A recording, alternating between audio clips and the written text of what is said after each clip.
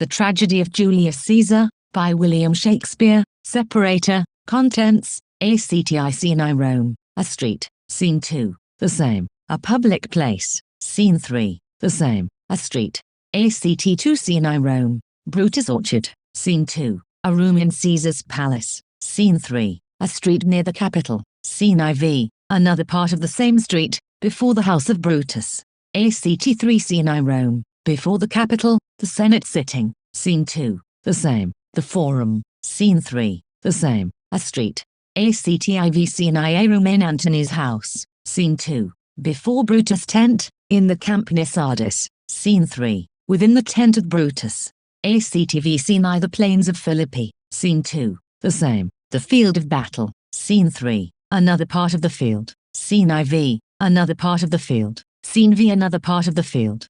Dramatis Persona. Julius Caesar Octavius Caesar, triumvir after his death. Marcus Antonius, M. Aemilius Lepidus, Cicero, Publius, Popilius Lena, senators. Marcus Brutus, conspirator against Caesar. Cassius, Casca, Trebonius, Ligarius, Decius Brutus, Metellus Cimber, Cinna, Flavius, Tribune Morallus, Tribune Artemidorus, a sophist of Cnidus, a soothsayer Cinna, a poet, another poet, Lucilius, Titinius, Messala, young Cato, and Volumnius, friends to Brutus and Cassius, Varro, Clitus, Claudius, Strato, Lucius, Dardanius, servant to Brutus Pindarus, servant to Cassius Calphurnia, wife to Caesar Portia, wife to Brutus the ghost of Caesar senators, citizens, soldiers, commoners, messengers, and servants.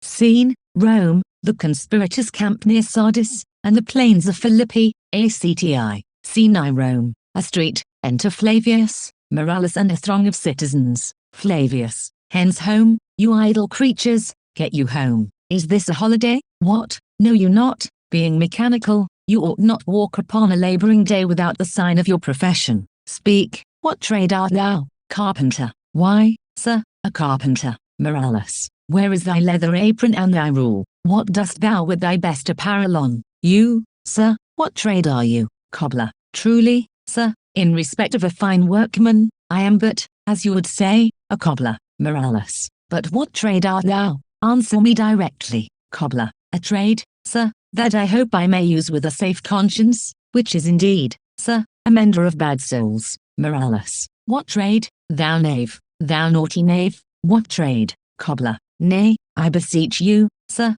be not out with me, yet, if you be out, sir, I can mend you. Morallus. What mean street thou by that? Mend me, thou saucy fellow. Cobbler. Why, sir, cobble you. Flavius. Thou art a cobbler, art thou? Cobbler. Truly, sir, all that I live by is with the all. I meddle with no tradesman's matters, nor women's matters, but withal I am indeed, sir, a surgeon to old shoes. When they are in great danger, I recover them, as proper men as ever trod upon neat's leather have gone upon my handiwork. Flavius. But wherefore art not in thy shop today? Why dost thou let these men about the streets? Cobbler. Truly, sir, to wear out their shoes, to get myself into more work. But indeed, sir, we make holiday to see Caesar, and to rejoice in his triumph. Morallus. Wherefore rejoice? What conquest brings he home? What tributaries follow him to Rome, to grace in captive bonds his chariot wheels? You blocks, you stones, you worse and senseless things. O you hard hearts, you cruel men of Rome, knew you not Pompey? Many a time and oft have you climbed up to walls and battlements,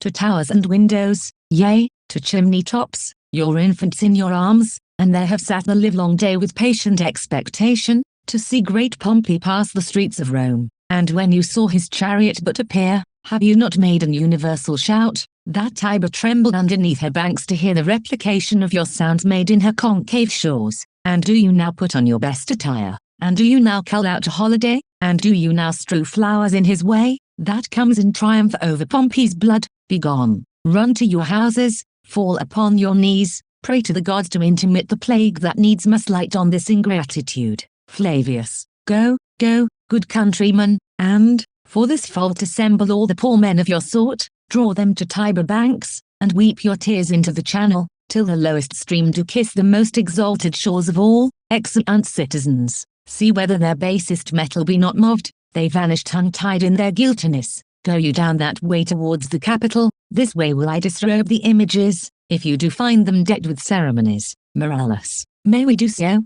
You know it is the feast of Lupercal. Flavius, it is no matter, let no images be hung with Caesar's trophies. I'll about and drive away the vulgar from the streets, so do you too, where you perceive them thick. These growing feathers plucked from Caesar's wing will make him fly an ordinary pitch, who else would soar above the view of men, and keep us all in servile fearfulness. Excellent.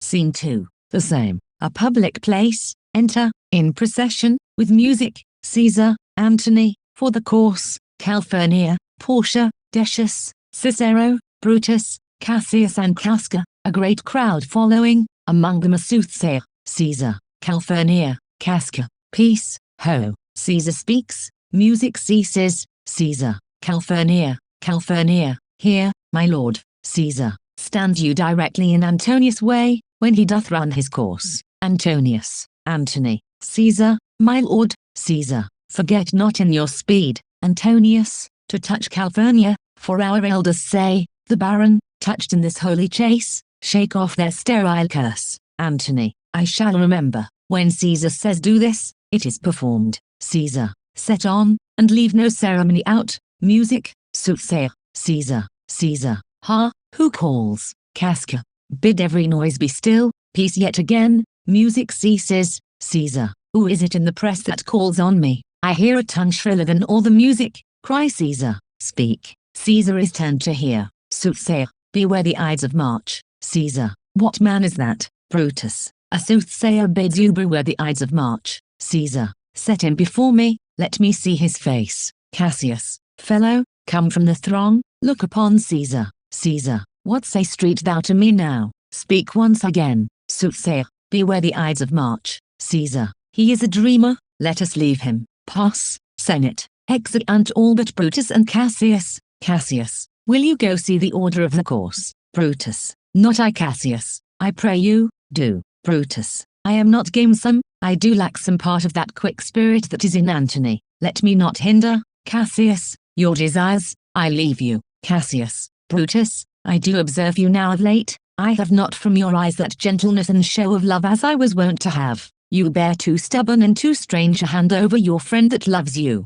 Brutus, Cassius, be not deceived, if I have veiled my look, I turn the trouble of my countenance merely upon myself. Vexed I am of late with passions of some difference, conceptions only proper to myself, which give some soil perhaps to my behaviors, but let not therefore my good friends be grieved, among which number, Cassius, be you one, nor construe any further my neglect, than that poor Brutus, with himself at war, forgets the shows of love to other men. Cassius, then, Brutus, I have much mistook your passion, by means whereof this breast of mine hath buried thoughts of great value, worthy cogitations. Tell me, good Brutus, can you see your face? Brutus, no, Cassius, for the eye sees not itself but by reflection, by some other thing. Cassius, 'tis just, and it is very much lamented, Brutus, that you have no such mirrors as will turn your hidden worthiness into your eye, that you might see your shadow. I have heard where many of the best respect in Rome, except immortal Caesar,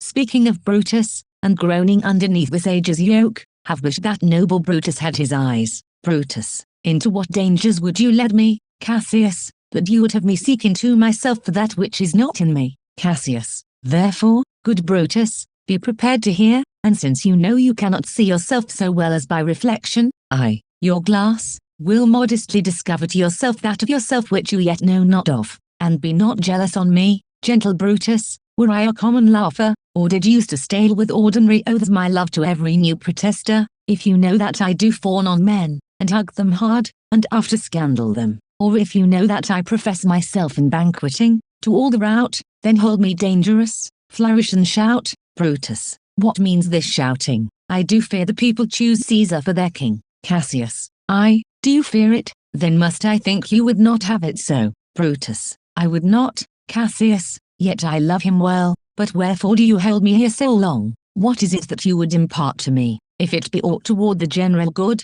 set honor in one eye and death I the other, and I will look on both indifferently, for let the gods so speed me as I love the name of honor more than I fear death. Cassius, I know that virtue to be in you, Brutus, as well as I do know your outward favor. Well, honor is the subject of my story. I cannot tell what you and other men think of this life, but, for my single self, I had as lief not be as live to be in awe of such a thing as I myself. I was born free as Caesar, so were you, we both have fed as well, and we can both endure the winter's cold as well as he. For once, upon a raw and gusty day, the troubled Tiber chafing with her shores, Caesar said to me, "Darst thou, Cassius, now leap in with me into this angry flood, and swim to yonder point upon the word." Accoutred as I was, I plunged in, and bade him follow, so indeed he did. The torrent roared, and we did buffet it with lusty sinews, throwing it aside and stemming it with hearts of controversy. But ere we could arrive the point properst, Caesar cried, "Help me, Cassius, or I sink I, as Aeneas, our great ancestor, did from the flames of Troy upon his shoulder the old Anchises bear, so from the waves of Tiber did I the tired Caesar, and this man is now become a god, and Cassius is a wretched creature, and must bend his body, if Caesar carelessly but nod on him. He had a fever when he was in Spain, and when the fit was on him I did mark how he did shake. 'Tis true, this god did shake, his coward lips did from their colour fly, and that same eye whose bend doth o'er the world did lose his lustre. I did hear him groan, aye, and that tongue of his, that bade the Romans mark him, and write his speeches in their books. Alas, it cried, "Give me some drink, Titinius, as a sick girl." Ye gods, it doth amaze me, a man of such a feeble temper should so get the start of the majestic world, and bear the palm alone. Shout, flourish, Brutus. Another general shout. I do believe that these applauses are for some new honors that are heaped on Caesar. Cassius, why, man, he doth bestride the narrow world like a colossus, and we petty men walk under his huge legs, and peep about to find ourselves dishonorable graves. Men at some time are masters of their fates. The fault, dear Brutus, is not in our stars, but in ourselves, that we are underlings. Brutus and Caesar, what should be in that Caesar? Why should that name be sounded more than yours? Write them together, yours is as fair a name, sound them, it doth become the mouth as well, weigh them, it is as heavy, conjure with M. Brutus will start a spirit as soon as Caesar, now in the names of all the gods at once. Upon what meat doth this our Caesar feed, that he is grown so great? Age, thou art shammed. Rome, thou hast lost the breed of noble bloods. When went there by an age since the great flood? But it was fammed with more than with one man. When could they say, till now, that talked of Rome, that her wide walls encompassed but one man? Now is it Rome indeed, and room enough, when there is in it but one only man? Oh, you and I have heard our fathers say, there was a Brutus once that would have brooked the eternal devil to keep his state in Rome, as easily as a king. Brutus, that you do love me, I am nothing jealous, what you would work me to, I have some aim, how I have thought of this, and at these times, I shall recount hereafter. For this present, I would not, so with love I might entreat you, be any further moved. What you have said, I will consider, what you have to say I will with patience hear, and find a time both meet to hear and answer such high things. Till then, my noble friend, chew upon this. Brutus had rather be a villager than to repute himself a son of Rome under these hard conditions as this time is like to lay upon us. Cassius, I am glad that my weak words have struck but thus much a show of fire from Brutus. Enter Caesar and his train. Brutus, the games are done, and Caesar is returning. Cassius, as they pass by, pluck Casca by the sleeve, and he will, after his sour fashion, tell you what hath proceeded worthy know today. Brutus, I will do so, but, look you, Cassius, the angry spot doth glow on Caesar's brow, and all the rest look like a chidden train. Calphurnia's cheek is pale, and Cicero looks with such ferret and such fiery eyes as we have seen him in the Capitol, being crossed in conference by some senators. Cassius, Casca will tell us what the matter is. Caesar, Antonius, Antony, Caesar, Caesar, let me have men about me that are fat, sleek-headed men, and such as sleep a nights. Yond Cassius has a lean and hungry look, he thinks too much, such men are dangerous. Antony, fear him not. Caesar, he's not dangerous, he is our noble Roman and well given. Caesar, would he were fatter, but I fear him not, yet if my name were liable to fear, I do not know the man I should avoid so soon as that spare Cassius. He reads much, he is a great observer, and he looks quite through the deeds of men. He loves no plays, as thou dost, Antony, he hears no music, seldom he smiles, and smiles in such a sort as if he mocked himself and scorned his spirit that could be moved to smile at anything. Such men as he be never at heart seize whiles they behold a greater than themselves, and therefore are they very dangerous. I rather tell thee what is to be feared than what I fear, for always I am Caesar. Come on my right hand, for the seer is deaf, and tell me truly what thou thinkst street of him, excellent Caesar and his train. Casca stays. Casca, you pulled me by the cloak, would you speak with me? Brutus. I, Casca, tell us what hath chanced today, that Caesar looks so sad. Casca. Why, you were with him, were you not? Brutus. I should not then ask Casca what had chanced. Casca. Why, there was a crown offered him, and being offered him, he put it by with the back of his hand, thus, and then the people fell a shouting. Brutus. What was the second noise for? Casca. Why, for that too. Cassius. They shouted thrice. What was the last cry for? Casca. Why, for that too.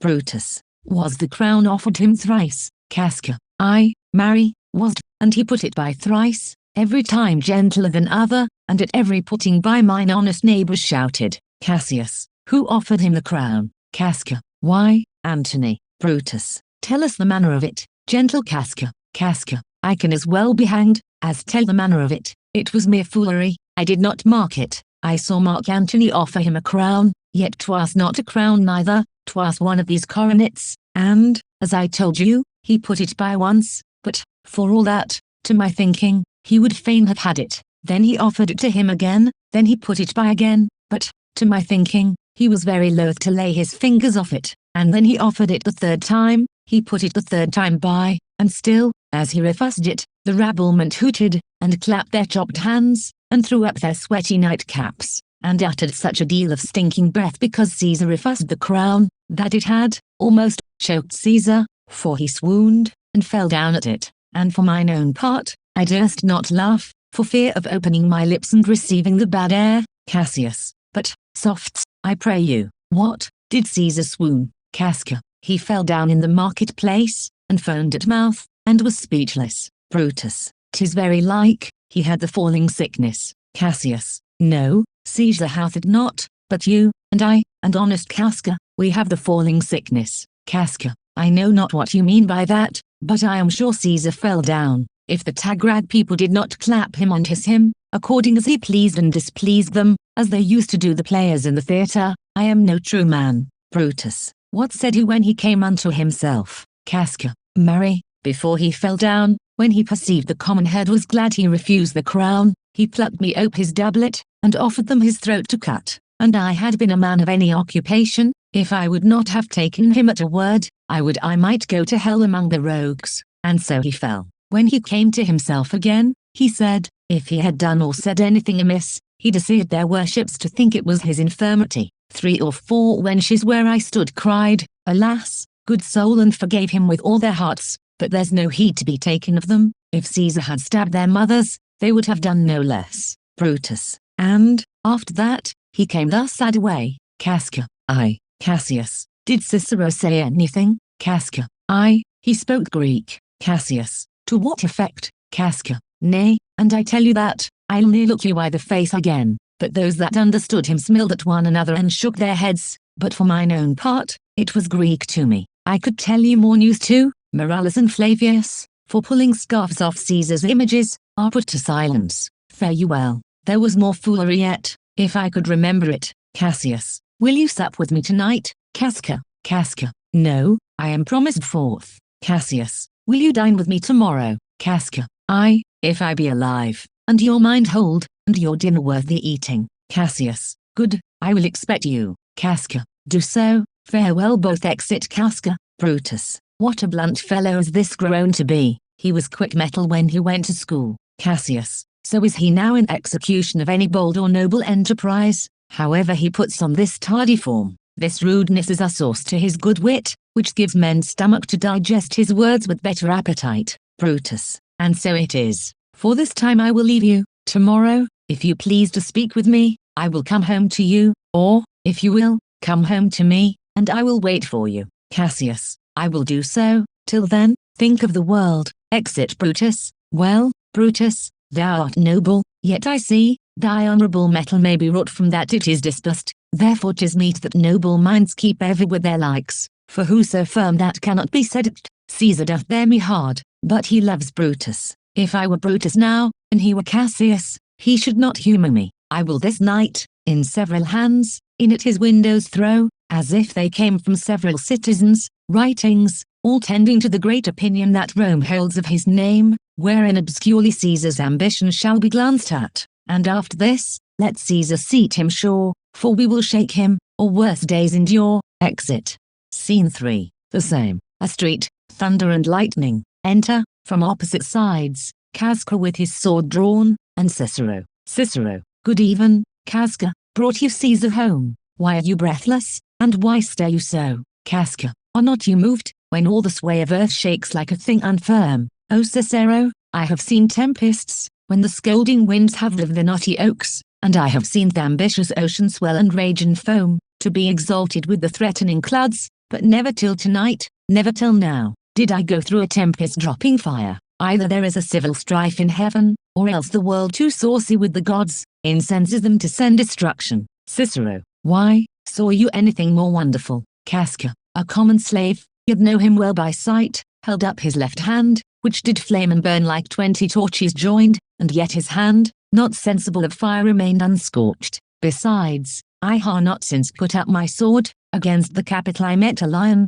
who glared upon me, and went surly by, without annoying me, and there were drawn upon a heap 100 ghastly women, transformed with their fear, who swore they saw men, all in fire, walk up and down the streets. And yesterday the bird of night did sit, even at noonday upon the market place, hooting and shrieking. When these prodigies do so conjointly meet, let not men say, these are their reasons, they are natural, for I believe, they are portentous things unto the climate that they point upon. Cicero, indeed, it is a strange disposed time, but men may construe things after their fashion, clean from the purpose of the things themselves. Comes Caesar to the Capitol tomorrow? Casca, he doth, for he did bid Antonius send word to you he would be there tomorrow. Cicero, good night then, Casca, this disturbed sky is not to walk in. Casca, farewell. Cicero, exit Cicero, enter Cassius. Cassius, who's there? Casca, a Roman. Cassius, Casca, by your voice. Casca, your ear is good. Cassius, what night is this? Cassius, a very pleasing night to honest men. Casca, whoever knew the heavens men is so. Cassius, those that have known the earth so full of faults. For my part, I have walked about the streets, submitting me unto the perilous night, and, thus unbraced, Casca, as you see, have barred my bosom to the thunderstone, and when the cross-blue lightning seemed to open the breast of heaven, I did present myself even in the aim and very flash of it. Casca, but wherefore did you so much tempt the heavens? It is the part of men to fear and tremble, when the most mighty gods by tokens send such dreadful heralds to astonish us. Cassius, you are dull. Casca, and those sparks of life that should be in a Roman you do want, or else you use not. You look pale and gaze, and put on fear and cast yourself in wonder, to see the strange impatience of the heavens. But if you would consider the true cause why all these fires, why all these gliding ghosts, why birds and beasts, from quality and kind, why old men, fools, and children calculate, why all these things change from their ordinance, their natures, and preformed faculties, to monstrous quality, why, you shall find that heaven hath infused them with these spirits, to make them instruments of fear and warning unto some monstrous state. Now could I, Casca, name to thee a man most like this dreadful night, that thunders, lightens, opens graves, and roars, as doth the lion in the Capitol, a man no mightier than thyself, or me, in personal action, yet prodigious grown, and fearful, as these strange eruptions are. Casca, 'tis Caesar that you mean, is it not? Cassius, Cassius, let it be who it is, for Romans now have thews and limbs like to their ancestors, but, woe the while our fathers' minds are dead, and we are governed with our mothers' spirits, our yoke and suffer and show us womanish. Casca, indeed, they say the Senate is tomorrow mean to establish Caesar as a king, and he shall wear his crown by sea and land, in every place, save here in Italy. Cassius, I know where I will wear this dagger then. Cassius from bondage will deliver Cassius. Therein, ye gods, you make the weak most strong. Therein, ye gods, you tyrants do defeat. Nor stony tower, nor walls of beaten brass, nor airless dungeon, nor strong links of iron, can be retentive to the strength of spirit, but life, being weary of these worldly bars, never lacks power to dismiss itself. If I know this, know all the world besides. That part of tyranny that I do bear I can shake off at pleasure. Thunder still, Casca, so can I. So every bondman in his own hand bears the power to cancel his captivity. Cassius, and why should Caesar be a tyrant then? Poor man, I know he would not be a wolf, but that he sees the Romans are but sheep. He were no lion, were not Romans hinds. Those that with haste will make a mighty fire begin it with weak straws. What trash is Rome, what rubbish, and what offal, when it serves for the base matter to illuminate so vile a thing as Caesar. But, O grief, where hast thou led me? I, perhaps, speak this before a willing bondman, then I know my answer must be made, but I am armed, and dangers are to me indifferent. Casca, you speak to Casca, and to such a man that is no flaring telltale. Hold, my hand, be factious for redress of all these griefs, and I will set this foot of mine as far as who goes farthest. Cassius, there's a bargain made. Now know you, Casca, I have mocked already some certain of the noblest minded Romans to undergo with me an enterprise of honorable dangerous consequence, and I do know by this, they stay for me in Pompey's porch, for now, this fearful night, there is no stir or walking in the streets, and the complexion of the element in favors like the work we have in hand, most bloody, fiery, and most terrible. Enter Cinna. Casca, stand close a while, for here comes one in haste. Cassius, 'tis Cinna, I do know him by his gait, he is our friend. Cinna, where haste you so? Cinna, to find out you. Who's that? Metellus. Cassius, no, it is Casca, one incorporate to our attempts. Am I not stayed for? Cinna, Cinna, I am glad on't. What a fearful night is this. There's to all three of us have seen strange sights. Cassius, am I not stayed for? Tell me. Cinna, yes, you are. Oh Cassius, if you could but win the noble Brutus to our party. Cassius, be you content. Good Cinna, take this paper, and look you lay it in the praetor's chair, where Brutus may but find it, and throw this in at his window. Set this up with wax upon old Brutus' statue. All this done, repair to Pompey's porch, where you shall find us. Is Decius Brutus and Trebonius there? Cinna, all but Metellus, and he's gone to seek you at your house. Well, I will hie, and so bestow these papers as you bade me. Cassius, that done, repair to Pompey's theatre, exit Cinna, come, Casca, you and I will yet, ere day, see Brutus at his house. 3 parts of him is ours already, and the man entire upon the next encounter, yields him ours. Casca, oh, he sits high in all the people's hearts, and that which would appear offense in us, his countenance, like richest alchemy, will change to virtue into worthiness. Cassius, him, and his worth, and our great need of him, you have right well conceited. Let us go, for it is after midnight, and ere day, we will awake him, and be sure of him. Excellent. ACT 2, C9 Rome. Brutus Orchard, enter Brutus. Brutus, what, Lucius, ho, I cannot, by the progress of the stars, give guess how near today. Lucius, I say, I would it were my fault to sleep so soundly. When, Lucius, when, awake, I say, what, Lucius, enter Lucius. Lucius, called you, my lord. Brutus, get me a taper in my study. Lucius, when it is lighted, come and call me here. Lucius, I will, my lord. Exit. Brutus, it must be by his death, and for my part, I know no personal cause to spurn at him, but for the general, he would be crowned. How that might change his nature, there's the question. It is the bright day that brings forth the adder, and that craves wary walking. Crown him, that, and then, I grant, we put a sting in him, that it is will he may do danger with. The abuse of greatness is, when it disjoins remorse from power, and, to speak truth of Caesar,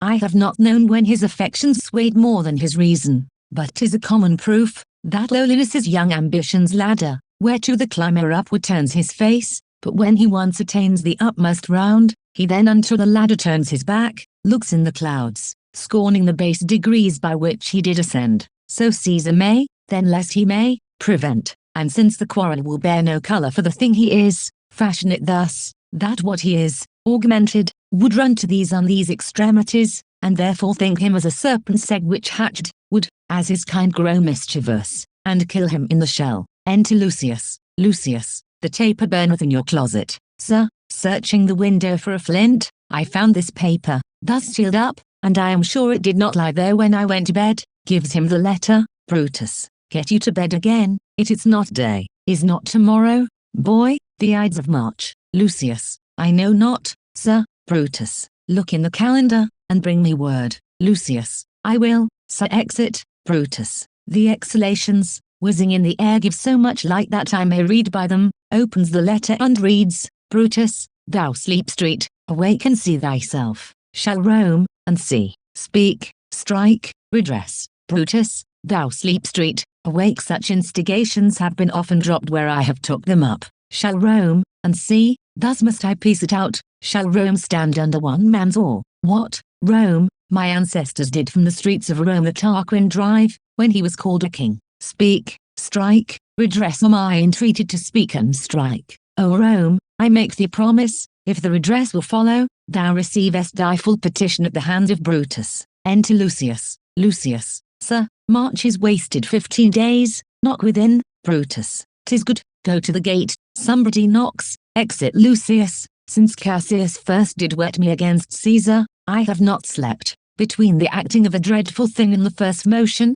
all the interim is like a phantasma, or a hideous dream. The genius and the mortal instruments are then in council, and the state of man, like to a little kingdom, suffers then the nature of an insurrection. Enter Lucius. Lucius, sir, 'tis your brother Cassius at the door, who doth desire to see you. Brutus, is he alone? Lucius, no, sir, there are more with him. Brutus, do you know them? Lucius, no, sir, their hats are plucked about their ears, and half their faces buried in their cloaks, that by no means I may discover them by any mark of favor. Brutus, let them enter. Exit Lucius, they are the faction. O conspiracy, sham street thou to show thy dangerous brow by night, when evils are most free? Oh, then, by day where wilt thou find a cavern dark enough to mask thy monstrous visage? Seek none. Conspiracy, hide it in smiles and affability, for if thou pass thy native semblance on, not Erebus itself would enough to hide thee from prevention. Enter Cassius, Casca, Decius, Cinna, Metellus, Cimber, and Trebonius. Cassius, I think we are too bold upon your rest. Good morrow. Brutus, do we trouble you? Brutus, I have been up this hour, awake all night. Know I these men that come along with you? Cassius, yes, every man of them, and no man here but honors you, and everyone doth wish you had but that opinion of yourself which every noble Roman bears of you. This is Trebonius. Brutus, he is welcome hither. Cassius, this Decius. Brutus, Brutus, he is welcome too. Cassius, this, Casca, this, Cinna, and this, Metellus. Cimber. Brutus, they are all welcome. What watchful cares do interpose themselves betwixt your eyes and night? Cassius, shall I entreat a word? They whisper. Decius, here lies the east, doth not the day break here? Casca, no. Cinna, oh, pardon, sir, it doth, and yon grey lines that fret the clouds are messengers of day. Casca, you shall confess that you are both deceived. Here, as I point my sword, the sun arises, which is a great way growing on the south, weighing the youthful season of the year. Some 2 months hence, up high toward the north he first presents his fire, and the high east stands, as the capital, directly here. Brutus, give me your hands all over, one by one. Cassius, and let us swear our resolution. Brutus, no, not an oath, if not the face of men, the sufferance of our souls, the time's abuse. If these be motives weak, break off betimes, and every man hence to his idle bed. So let high-sighted tyranny range on, till each man drop by lottery. But if these, as I am sure they do, bear fire enough to kindle cowards, and to steal with valor the melting spirits of women, then, countrymen, what need we any spur but our own cause to prick us to redress what other bond than secret Romans, that have spoke the word, and will not palter, and what other oath than honesty to honesty engaged, that this shall be, or we will fall for it. Swear priests and cowards, and men cautelous, old feeble Carians, and such suffering souls that welcome wrongs, and to bad causes swear such creatures as men doubt, but do not stain the even virtue of our enterprise, nor thin suppressive metal of our spirits, to think that or our cause or our performance did need an oath, when every drop of blood that every Roman bears, and nobly bears, is guilty of a several bastardy, if he do break the smallest particle of any promise that hath passed from him. Cassius, but what of Cicero? Shall we sound him? I think he will stand very strong with us. Casca, let us not leave him out. Cinna, no, by no means. Metellus, oh, let us have him, for his silver hairs will purchase us our good opinion, and by men's voices to commend our deeds. It shall be said, his judgment ruled our hands, Our youth and wildness shall nowhere appear, but all be buried in his gravity. Brutus. Oh, name him not, let us not break with him, for he will never follow anything that other men begin. Cassius. Then leave him out. Casca. Indeed, he is not fit. Decius. Shall no man else be touched but only Caesar? Cassius. Decius. Well I think it is not meet, Mark Antony, so well beloved of Caesar, should outlive Caesar. We shall find of him a shrewd contriver, and you know, his means, if he improve them, may well stretch so far as to annoy us all, which to prevent, let Antony and Caesar fall together. Brutus. Our course will seem too bloody, Quis Cassius, to cut the head off, and then hack the limbs, like wrath in death, and envy afterwards, for Antony is but a limb of Caesar. Let us be sacrificers, but not butchers. Quis, we all stand up against the spirit of Caesar, and in the spirit of men there is no blood. Oh, that we then could come by Caesar's spirit, and not dismember Caesar. But, alas, Caesar must bleed for it. And, gentle friends, let's kill him boldly, but not wrathfully. Let's carve him as a dish fit for the gods, not hew him as a carcass fit for hounds. And let our hearts, as subtle masters do, stir up their servants to an act of rage, and after seem to chide him. This shall mark our purpose necessary, and not envious, which so appearing to the common eyes, we shall be called purgers, not murderers. And for Mark Antony, think not of him, for he can do no more than Caesar's arm when Caesar's head is off. Cassius. Yet I fear him, for in the engrafted love he bears to Caesar. Brutus. Alas, good Cassius, do not think of him. If he loves Caesar, all that he can do is to himself, take thought and die for Caesar. And that were much he should, for he is given to sports, to wildness, and much company. Trebonius. There is no fear in him, let him not die, for he will live, and laugh at this hereafter. Clock strikes. Brutus. Peace, count the clock. Cassius. The clock hath stricken 3. Trebonius. 'Tis time to part. Cassius. But it is doubtful yet whether Caesar will come forth today or no, for he is superstitious grown of late, quite from the main opinion he held once of fantasy, of dreams, and ceremonies. It may be these are apparent prodigies, the unaccustomed terror of this night, and the persuasion of his augurers, may hold him from the capital today. Decius. Never fear that, if he be so resolved, I can no worse sway him, for he loves to hear that unicorns may be betrayed with trees, and bears with glasses, elephants with holes, lions with toils, and men with flatterers. But when I tell him he hates flatterers, he says he does, being then most flattered. Let me work, for I can give his humor the true bent, and I will bring him to the capital. Cassius. Nay, we will all of us be there to fetch him. Brutus. By the 8th hour, is that the uttermost? Sinner, be that the uttermost, and fail not then. Metellus. Quis Ligarius doth their Caesar hard, who rated him for speaking well of Pompey. I wonder none of you have thought of him. Brutus. Now, good Metellus, go along by him, he loves me well, and I have given him reason. Send him but hither, and I'll fashion him. Cassius. The morning comes upon us. We'll leave you. Brutus. And, friends, disperse yourselves, but all remember what you have said, and show yourselves true Romans. Brutus. Good gentlemen, look fresh and merrily, let not our looks put on our purposes, but bear it as our Roman actors do, with untired spirits and formal constancy. And so, good morrow to you everyone exeunt all but Brutus, boy, Lucius, fast asleep. It is no matter, enjoy the honey-heavy dew of slumber. Thou hast no figures nor no fantasies, which busy care draws in the brains of men, therefore thou sleep street so sound. Enter Portia. Portia. Brutus, my lord. Brutus. Portia, what mean you? Wherefore rise you now? It is not for your health thus to commit your weak condition to the raw cold morning. Portia. Nor for yours neither. Why have ungently, Brutus, stole from my bed, and yesternight at supper, you suddenly arose, and walked about, musing and sighing, with your arms across, and when I asked you what the matter was, you stared upon me with ungentle looks. I urged you further,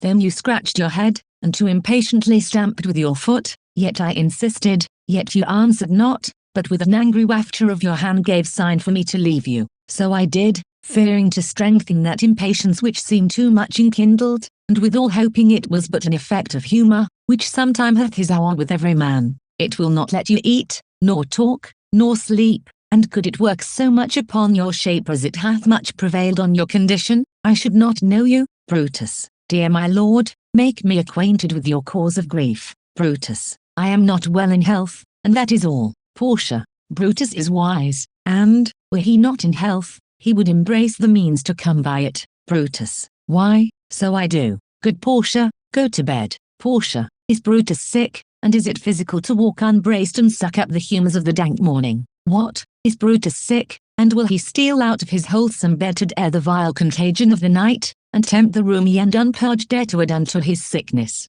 No, my Brutus, you have some sick offence within your mind, which, by the right and virtue of my place, I ought to know of, and, upon my knees, I charm you, by my once commended beauty, by all your vows of love, and that great vow which did incorporate and make us one, that you unfold to me, yourself, your half, why you are heavy, and what men tonight have had resort to you, for here have been some 6 or 7, who did hide their faces even from darkness. Brutus. Kneel not, gentle Portia. Portia. I should not need, if you were gentle Brutus, within the bond of marriage. Tell me, Brutus, is it accepted I should know no secrets that appertain to you? Am I yourself but, as it were, in sort or imitation, to keep with you at meals, comfort your bed, and talk to you sometimes? Dwell I but in the suburbs of your good pleasure, if it be no more? Portia is Brutus' harlot, not his wife. Brutus. You are my true and honourable wife, as dear to me as are the ruddy drops that visit my sad heart.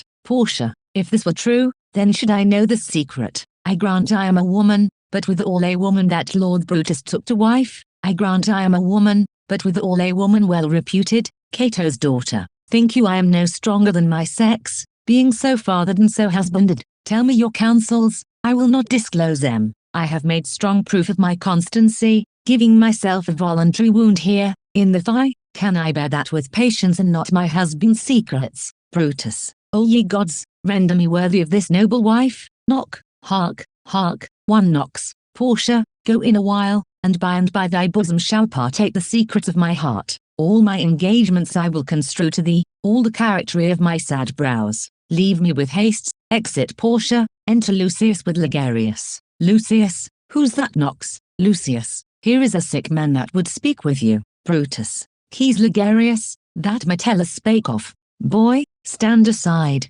Keys Ligarius. How? Ligarius. Vouchsafe good morrow from a feeble tongue. Brutus. Oh, what a time have you chose out, brave Keys, to wear a kerchief. Would you were not sick. Ligarius. I am not sick, if Brutus have in hand any exploit worthy the name of honor. Brutus. Such an exploit have I in hand. Ligarius. Had you a healthful ear to hear of it. Ligarius. By all the gods that Romans go before, I here discard my sickness. Soul of Rome. Brave son, derived from honorable loins. Thou, like an exorcist, hast conjured up my mortified spirit. Now bid me run, and I will strive with things impossible, yea, get the better of them. What's to do? Brutus. A piece of work that will make sick men whole. Ligarius. But are not some whole that we must make sick? Brutus. That must we also. What it is, my Keys, I shall unfold to thee, as we are going, to whom it must be done. Ligarius. Set on your foot, and with the heart new furred I follow you,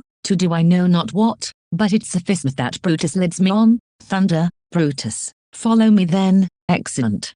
Scene 2. A room in Caesar's palace. Thunder and lightning. Enter Caesar, in his nightgown. Caesar. Nor heaven nor earth have been at peace tonight. Thrice hath Calphurnia in her sleep cried out, help, ho, they murder Caesar who's within. Enter a servant. Servant. My lord, Caesar, go bid the priest do present sacrifice, and bring me their opinions of success. Servant. I will, my lord. Exit. Enter Calphurnia. Calphurnia. What mean you, Caesar? Think you to walk forth? You shall not stir out of your house today. Caesar. Caesar shall forth. The things that threaten me near looked but on my back. When they shall see the face of Caesar, they are vanished. Calphurnia. Caesar, I never stood on ceremonies, yet now they fright me. There is one within, besides the things that we have heard and seen, recounts most horrid sights seen by the watch. A lioness hath whelped in the streets, and graves have yawned, and yielded up their dead. Fierce fiery warriors fight upon the clouds in ranks and squadrons in right form of war, which drizzled blood upon the Capitol.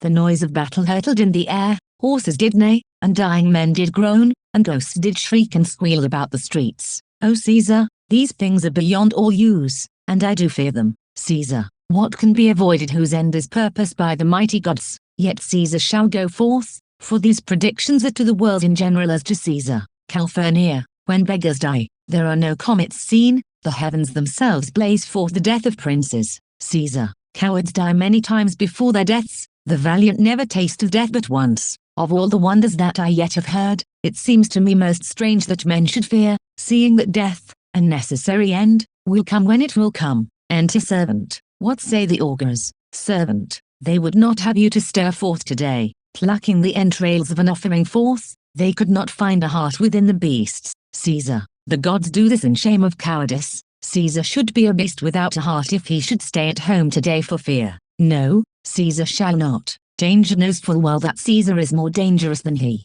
We are two lions littered in one day, and I the elder and more terrible, and Caesar shall go forth. Calphurnia, alas, my lord, your wisdom is consumed in confidence. Do not go forth today, call it my fear that keeps you in the house, and not your own. We'll send Mark Antony to the Senate house, and he shall say you are not well today. Let me upon my knee prevail in this. Caesar, Mark Antony shall say I am not well, and for thy humour, I will stay at home. Enter Decius. Here's Decius Brutus, he shall tell them so. Decius, Caesar, all hail. Good morrow, worthy Caesar, I come to fetch you to the Senate house. Caesar, and you are coming very happy time to bear my greeting to the senators, and tell them that I will not come today. Cannot, is false, and that I dare not, falser, I will not come today. Tell them so. Decius, Calphurnia, say he is sick. Caesar, shall Caesar send a lie? Have I in conquest stretched mine arm so far, to be afeard to tell greybeards the truth?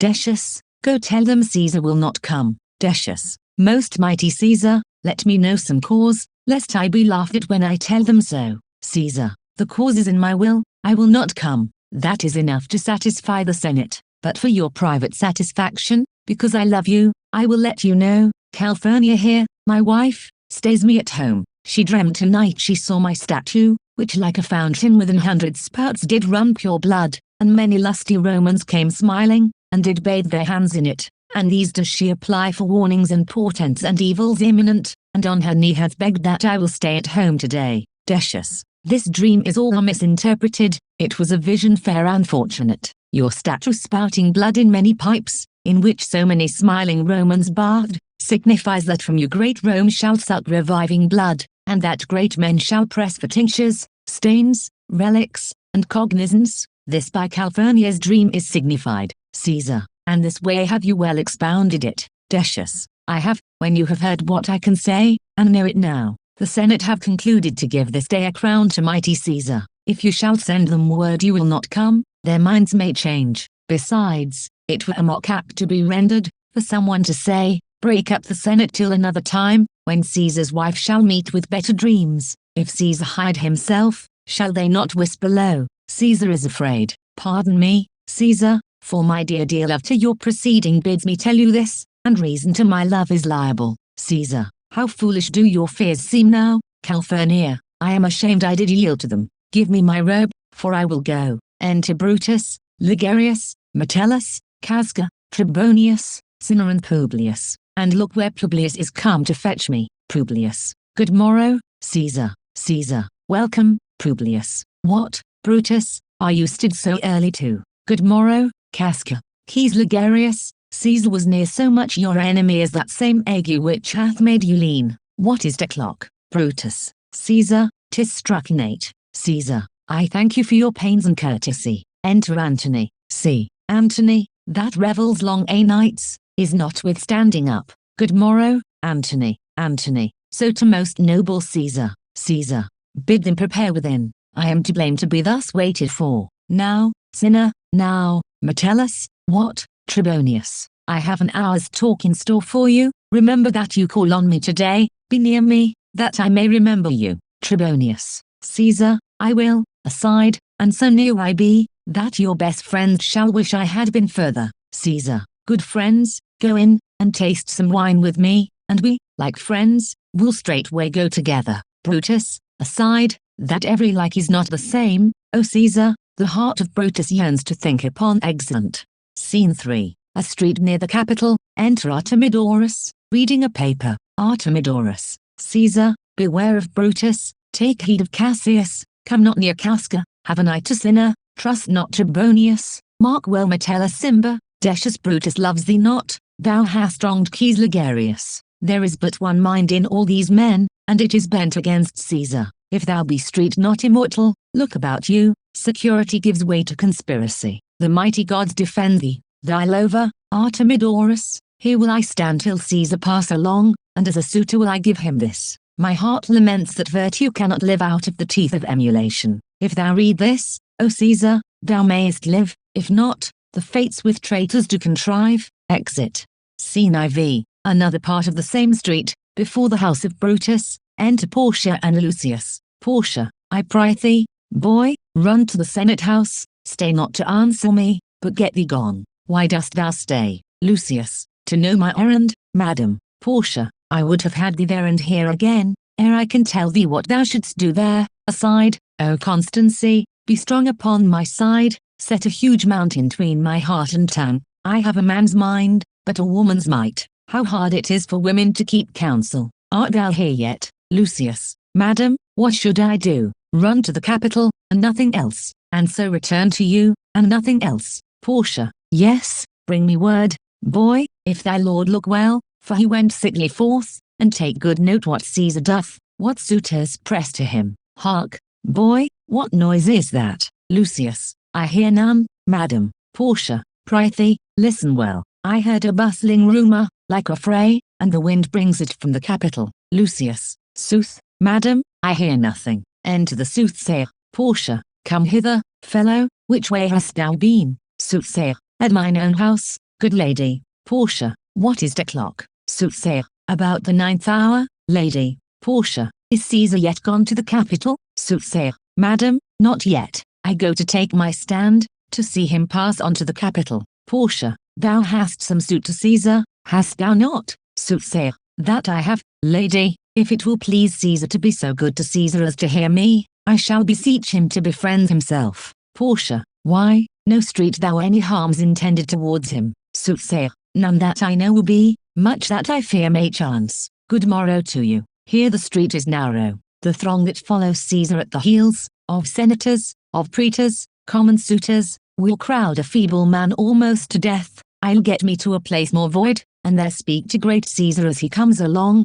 Exit. Portia, I must go in, aside I me, how weak a thing the heart of woman is. O Brutus, the heavens speed thee in thine enterprise. Sure, the boy heard me. Brutus hath a suit that Caesar will not grant. Oh, I grow faint. Run, Lucius, and commend me to my lord. Say I am merry, come to me again, and bring me word what he doth say to the exeunt.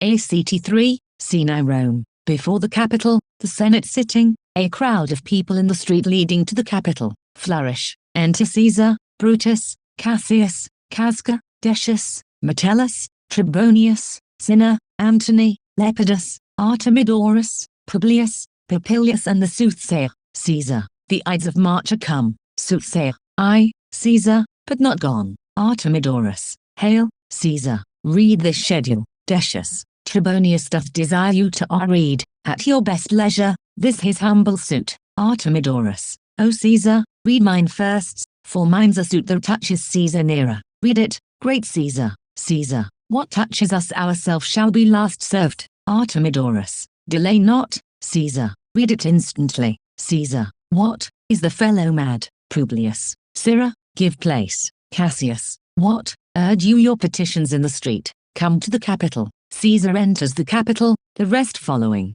All the senators rise. Popilius, I wish your enterprise today may thrive. Cassius, what enterprise? Popilius, fare you well, advances to Caesar. Brutus, what said Popilius Lena? Cassius, he wished today our enterprise might thrive. I fear our purpose is discovered. Brutus, look how he makes to Caesar, mark him. Cassius, Casca, be sudden, for we fear prevention. Brutus, what shall be done? If this be known, Cassius or Caesar never shall turn back, for I will slay myself. Brutus, Cassius, be constant. Popilius Lena speaks not of our purposes, for look, he smiles, and Caesar doth not change. Cassius, Trebonius knows his time, for look you, Brutus, he draws Mark Antony out of the way. Exeunt Antony and Trebonius. Caesar and the senators take their seats. Decius, Where is Metellus Cimber? Let him go, and presently prefer his suit to Caesar. Brutus. He is addressed. Press near and second him. Cinna. Casca, you are the first to raise your hand. Caesar. Are we all ready? What is now amiss that Caesar and his senate must redress? Metellus. Most high, most mighty, and most puissant Caesar, Metellus Cimber throws before thy seat an humble heart, kneeling. Caesar. I must prevent thee, Cimber. These couchings and these lowly courtesies might fire the blood of ordinary men, and turn pre-ordinance and first decree into the law of children. Be not fond, to think that Caesar bears such rebel blood that will be thawed from the true quality with that which melteth fools, I mean sweet words, low crooked courtesies, and base spaniel fawning. Thy brother by decree is banished. If thou dost bend, and pray, and fawn for him, I spurn thee like a cur out of my way. No, Caesar dost not wrong, nor without cause will he be satisfied. Metellus. Is there no voice more worthy than my own, to sound more sweetly in great Caesar's ear for the repealing of my banished brother? Brutus. I kiss thy hand, but not in flattery, Caesar, desiring thee that Publius Cimber may have an immediate freedom of repeal. Caesar. What? Brutus. Cassius. Pardon, Caesar, Caesar, pardon, as low as to thy foot doth Cassius fall, to beg enfranchisement for Publius Cimber. Caesar. I could be well moved, if I were as you, if I could pray to move, prayers would move me, but I am constant as the northern star, of whose true fixed and resting quality there is no fellow in the firmament. The skies are painted with unnumbered sparks, they are all fire, and every one doth shine, but there's but one in all doth hold his place. So in the world, 'tis furnished well with men, and men of flesh and blood, and apprehensive, yet in the number I do know but one that unassailable holds on his rank, unshacked of motion, and that I am he. Let me a little show it, even in this, that I was constant Cimber should be banished, and constant do remain to keep him so. Cinna. O Caesar, Caesar,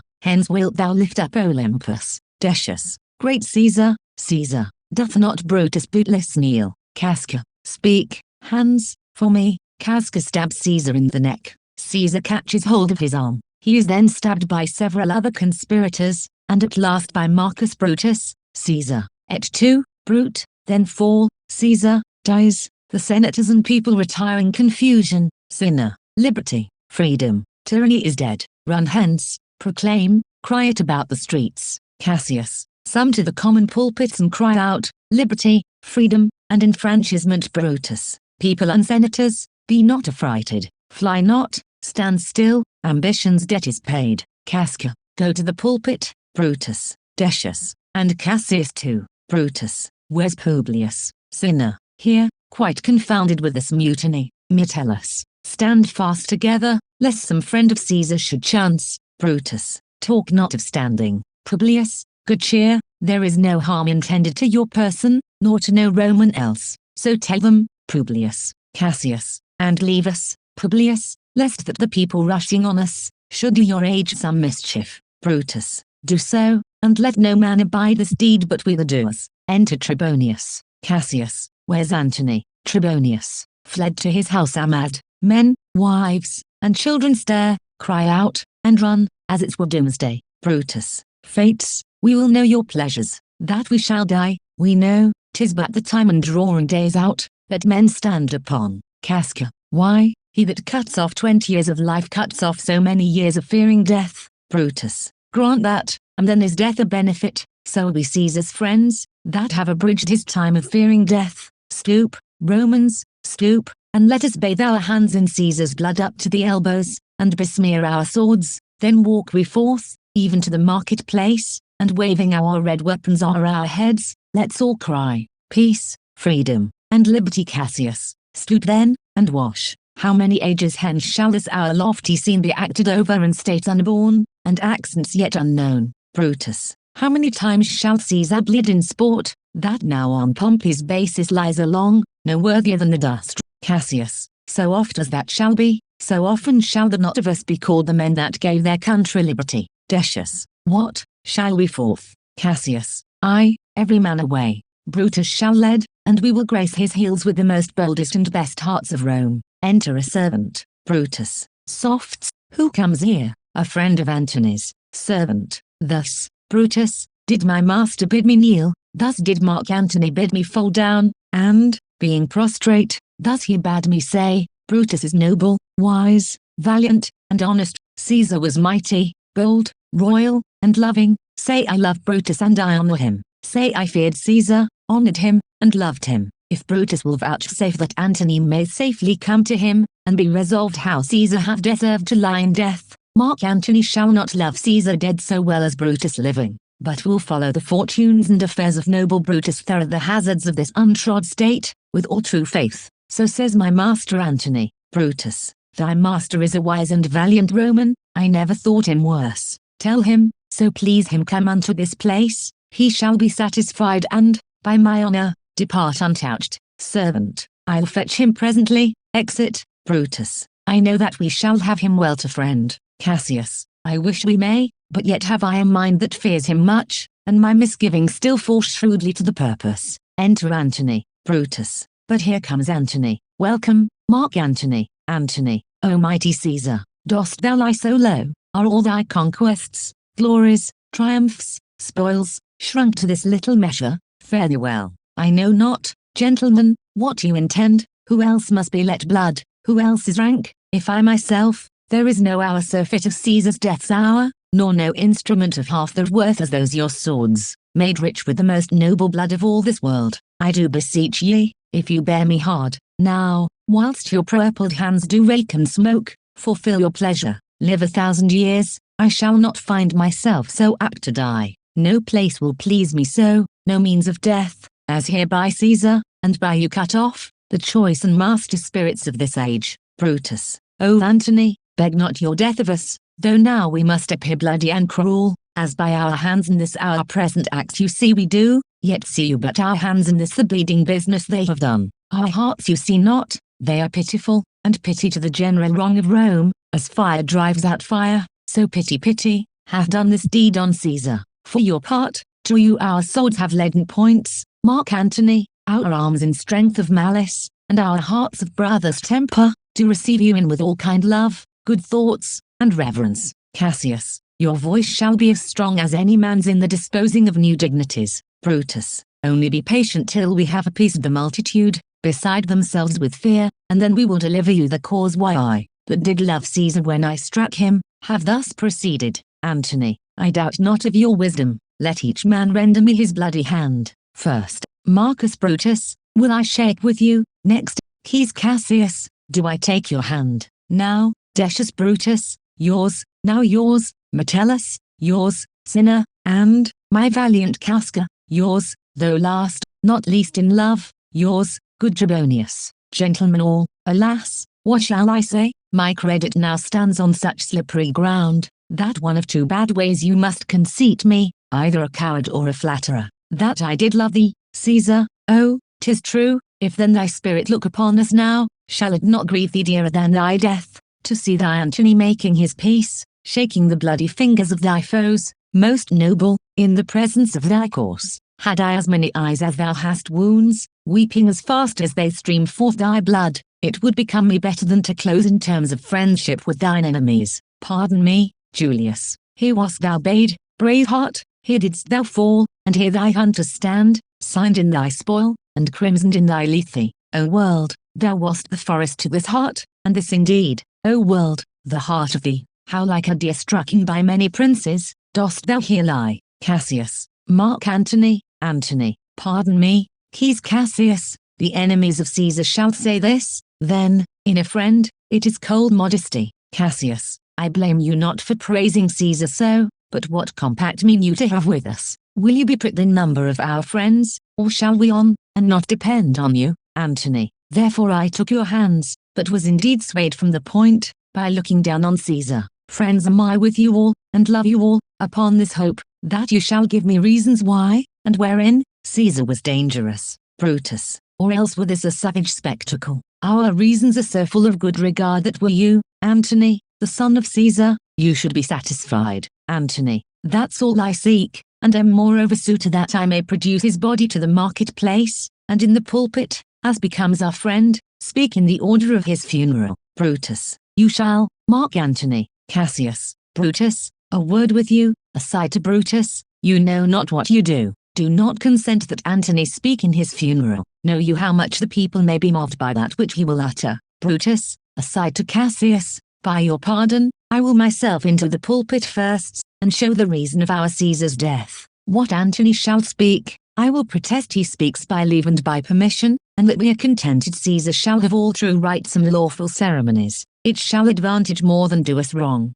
Cassius, aside to Brutus, I know not what may fall, I like it not. Brutus, Mark Antony, here, take you Caesar's body. You shall not in your funeral speech blame us, but speak all good you can devise of Caesar, and say you do it by our permission, else shall you not have any hand at all about his funeral. And you shall speak in the same pulpit whereto I am going, after my speech is ended. Antony, be it so, I do desire no more. Brutus, prepare the body, then, and follow us. Exeunt all but Antony. Antony, oh, pardon me, thou bleeding piece of earth, that I am meek and gentle with these butchers. Thou art the ruins of the noblest man that ever lived in the tide of times. Woe to the hand that shed this costly blood. Over thy wounds now do I prophesy, which, like dumb mouths do ope their ruby lips to beg the voice and utterance of my tongue. A curse shall light upon the limbs of men. Domestic fury and fierce civil strife shall cumber all the parts of Italy. Blood and destruction shall be so in use, and dreadful objects so familiar, that mothers shall but smile when they behold their infants quartered with the hands of war, all pity chopped with custom of fell deeds, and Caesar's spirit, ranging for revenge, with 8 by his side come hot from hell, shall in these confines with a monarch's voice cry havoc and let slip the dogs of war, that this foul deed shall smell above the earth with carrion men, groaning for burial. Enter a servant. You serve Octavius Caesar, do you not? Servant, I do. Mark Antony. Antony, Caesar did write for him to come to Rome. Servant, he did receive his letters, and is coming, and bid me say to you by word of mouth, seeing the body, O Caesar. Antony, thy heart is big, get thee apart and weep. Passion, I see, is catching, for mine eyes, seeing those beads of sorrow stand in thine, began to water. Is thy master coming? Servant, he lies tonight within 7 leagues of Rome. Antony, post backward speed, and tell him what hath chanced. Here is a mourning Rome, a dangerous Rome, no Rome of safety for Octavius yet. Hie hence, and tell him so. Yet stay a while, thou shalt not back till I have borne this course into the marketplace. There shall I try, in my oration, how the people take the cruel issue of these bloody men, according to the which thou shalt discourse to young Octavius of the state of things. Lend me your hand. Exeunt with Caesar's body. Scene 2, the same. The Forum, enter Brutus and goes into the pulpit, and Cassius, with a throng of citizens. Citizens, we will be satisfied, let us be satisfied. Brutus, then follow me, and give me audience. Friends, Cassius, go you into the other street and part the numbers. Those that will hear me speak, let them stay here. Those that will follow Cassius, go with him, and public reason shall be rendered of Caesar's death. First citizen, I will hear Brutus speak. Second citizen, I will hear Cassius, and compare their reasons. When severally we hear them rendered, exit Cassius, with some of the citizens. Brutus goes into the rostrum. Third citizen, the noble Brutus is ascended. Silence. Brutus, be patient till the last. Romans, countrymen, and lovers, hear me for my cause, and be silent, that you may hear. Believe me for mine honor, and have respect to mine honor, that you may believe. Censure me in your wisdom, and awake your senses,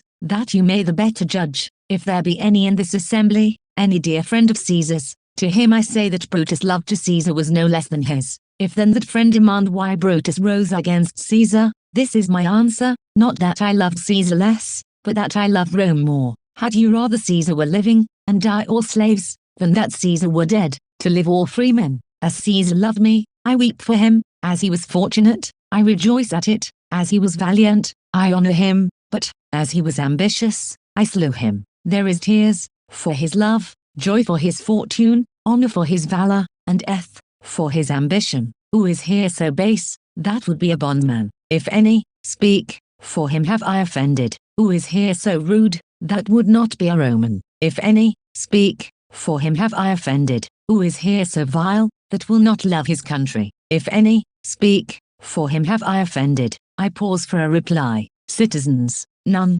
Brutus, none. Brutus, then none have I offended. I have done no more to Caesar than you shall do to Brutus. The question of his death is enrolled in the Capitol, his glory not extenuated, wherein he was worthy, nor his offences enforced, for which he suffered death. Enter Antony and others, with Caesar's body. Here comes his body, mourned by Mark Antony, who, though he had no hand in his death, shall receive the benefit of his dying, a place in the commonwealth, as which of you shall not? With this I depart, that, as I slew my best lover for the good of Rome, I have the same dagger for myself, when it shall please my country to need my death. Citizens, live, Brutus, live, live. First citizen, bring him with triumph home unto his house. Second citizen, give him a statue with his ancestors. Third citizen, let him be Caesar. Fourth citizen, Caesar's better parts shall be crowned in Brutus. First citizen, we'll bring him to his house with shouts and clamors. Brutus,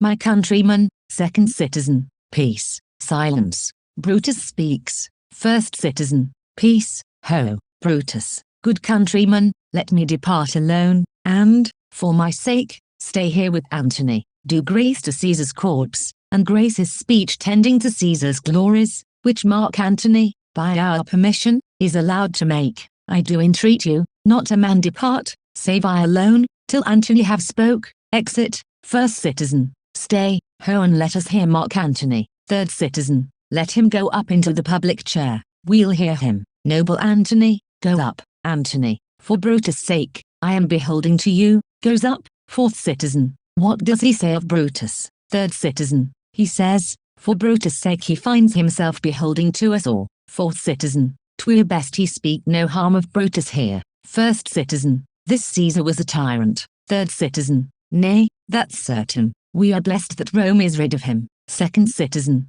peace, let us hear what Antony can say. Antony, you gentle Romans. Citizens, peace, ho, let us hear him. Antony, friends, Romans, countrymen, lend me your ears, I come to bury Caesar, not to praise him. The evil that men do lives after them, the good is oft interred with their bones, so let it be with Caesar. The noble Brutus hath told you Caesar was ambitious. If it was so, it was a grievous fault, and grievously hath Caesar answered it. Here, under leave of Brutus and the rest, for Brutus is an honourable man, so are they all honourable men, come I to speak in Caesar's funeral. He was my friend, faithful and just to me, but Brutus says he was ambitious, and Brutus is an honourable man. He hath brought many captives home to Rome, whose ransoms did the general coffers fill. Did this in Caesar seem ambitious, when that the poor have cried, Caesar hath wept? Ambition should be made of sterner stuff, yet Brutus says he was ambitious, and Brutus is an honourable man. You all did see that on the Lupercal I thrice presented him a kingly crown,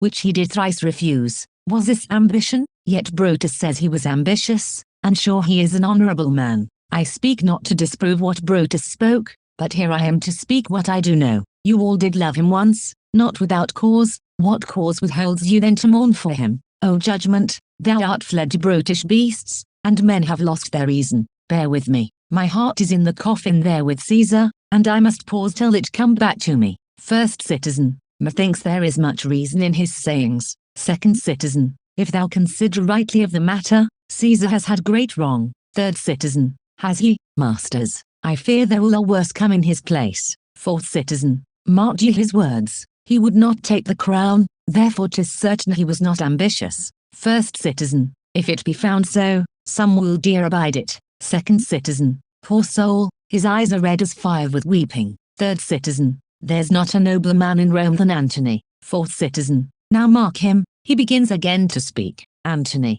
but yesterday the word of Caesar might have stood against the world, now lies he there, and none so poor to do him reverence. O masters, if I were disposed to stir your hearts and minds to mutiny and rage, I should do Brutus wrong and Cassius wrong, who, you all know, are honourable men. I will not do them wrong, I rather choose to wrong the dead, to wrong myself and you, than I will wrong such honourable men. But here's a parchment with the seal of Caesar, I found it in his closet. 'Tis his will, let but the commons hear this testament, which, pardon me, I do not mean to read, and they would go and kiss dead Caesar's wounds, and dip their napkins in his sacred blood, yea, beg a hair of him for memory, and, dying, mention it within their wills, bequeathing it as a rich legacy unto their issue. Fourth citizen, we'll hear the will, read it. Mark Antony. Citizens, the will, we will hear Caesar's will. Antony, have patience, gentle friends, I must not read it, It is not meet. You know how Caesar loved you. You are not wood, you are not stones, but men, and being men, hearing the will of Caesar, it will inflame you, it will make you mad. 'Tis good you know not that you are his heirs, for if you should, oh, what would come of it? 4th citizen, read the will. We'll hear it, Antony. You shall read us the will, Caesar's will. Antony, will you be patient? Will you stay a while? I have worshipped myself to tell you of it. I fear I wrong the honorable men whose daggers have stabbed Caesar. I do fear it. 4th citizen, they were traitors. Honorable men, citizens, the will, the testament. 2nd citizen, they were villains, murderers. The will, read the will. Antony, you will compel me then to read the will, then make a ring about the corpse of Caesar, and let me show you him that made the will. Shall I descend, and will you give me leave? Citizens, come down. 2nd citizen, descend. He comes down. 3rd citizen, you shall have leave. 4th citizen, a ring. Stand round. 1st citizen, stand from the hearse, stand from the body.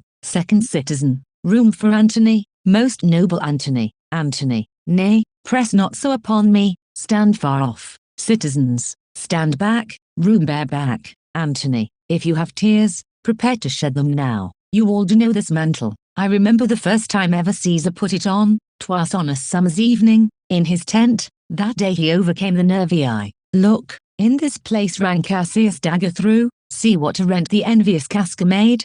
Through this the well-beloved Brutus stabbed, and as he plucked his cursed steel away, mark how the blood of Caesar followed it, as rushing out of doors. To be resolved if Brutus so unkindly knocked, or no, for Brutus, as you know, was Caesar's angel. Judge, O you gods, how dearly Caesar loved him. This was the most unkindest cut of all, for when the noble Caesar saw him stab, ingratitude, more strong than traitor's arms, quite vanquished him, then burst his mighty heart, and in his mantle muffling up his face, even at the base of Pompey's statue which all the while ran blood, great Caesar fell. Oh, what a falls there, my countrymen! Then I, and you, and all of us fell down, whilst bloody treason flourished over us. Oh, now you weep, and I perceive you feel the dint of pity. These are gracious drops. Kind souls, what weep you when you but behold our Caesar's vesture wounded? Look you here, here is himself, marred, as you see, with traitors. 1st citizen, O piteous spectacle.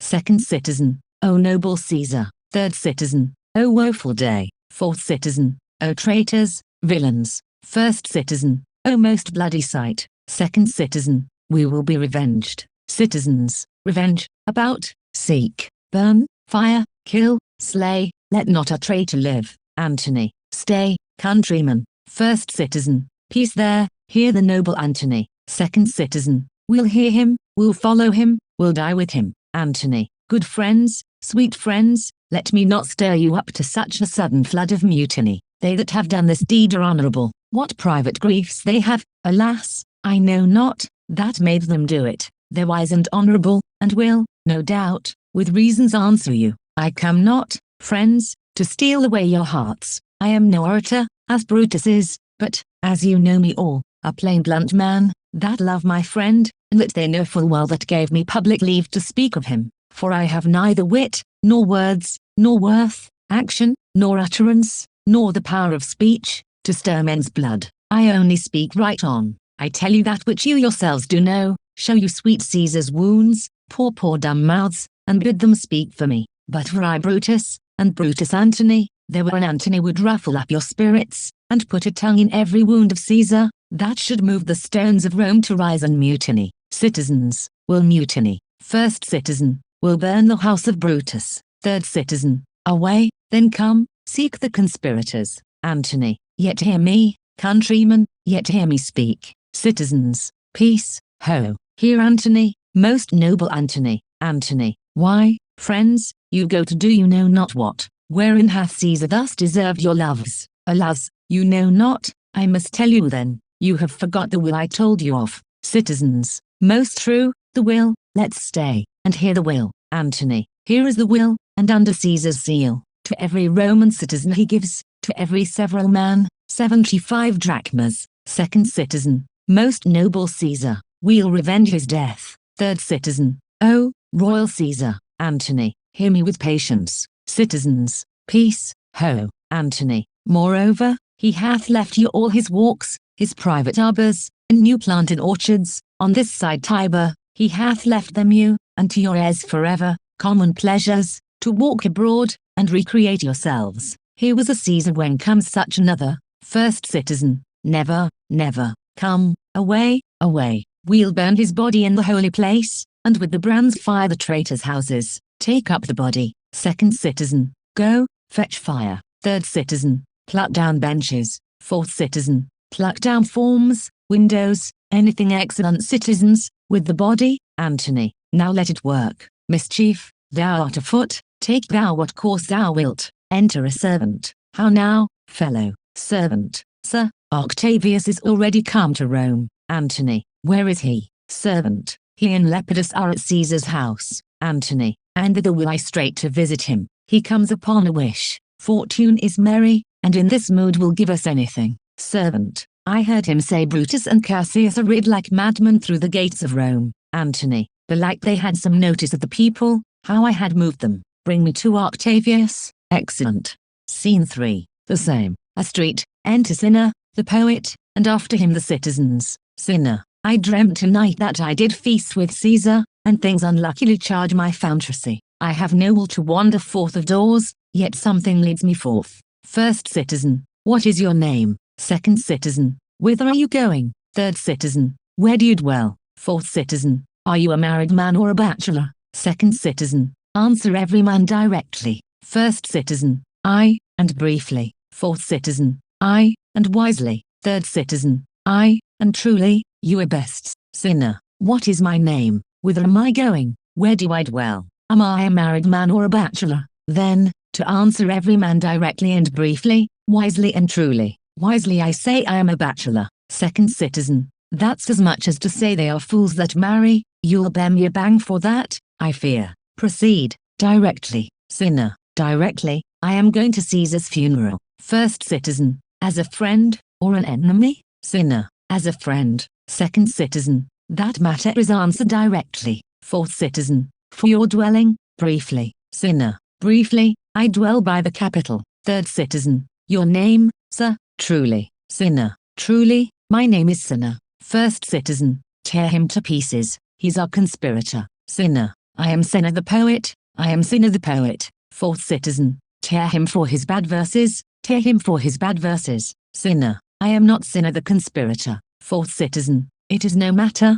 his name's Cinna, pluck but his name out of his heart, and turn him going. Third citizen, tear him, come, brands, whole firebrands, to Brutus, to Cassius, burn all, some to Decius' house, and some to Cascas, some to Ligarius. Away, go, excellent.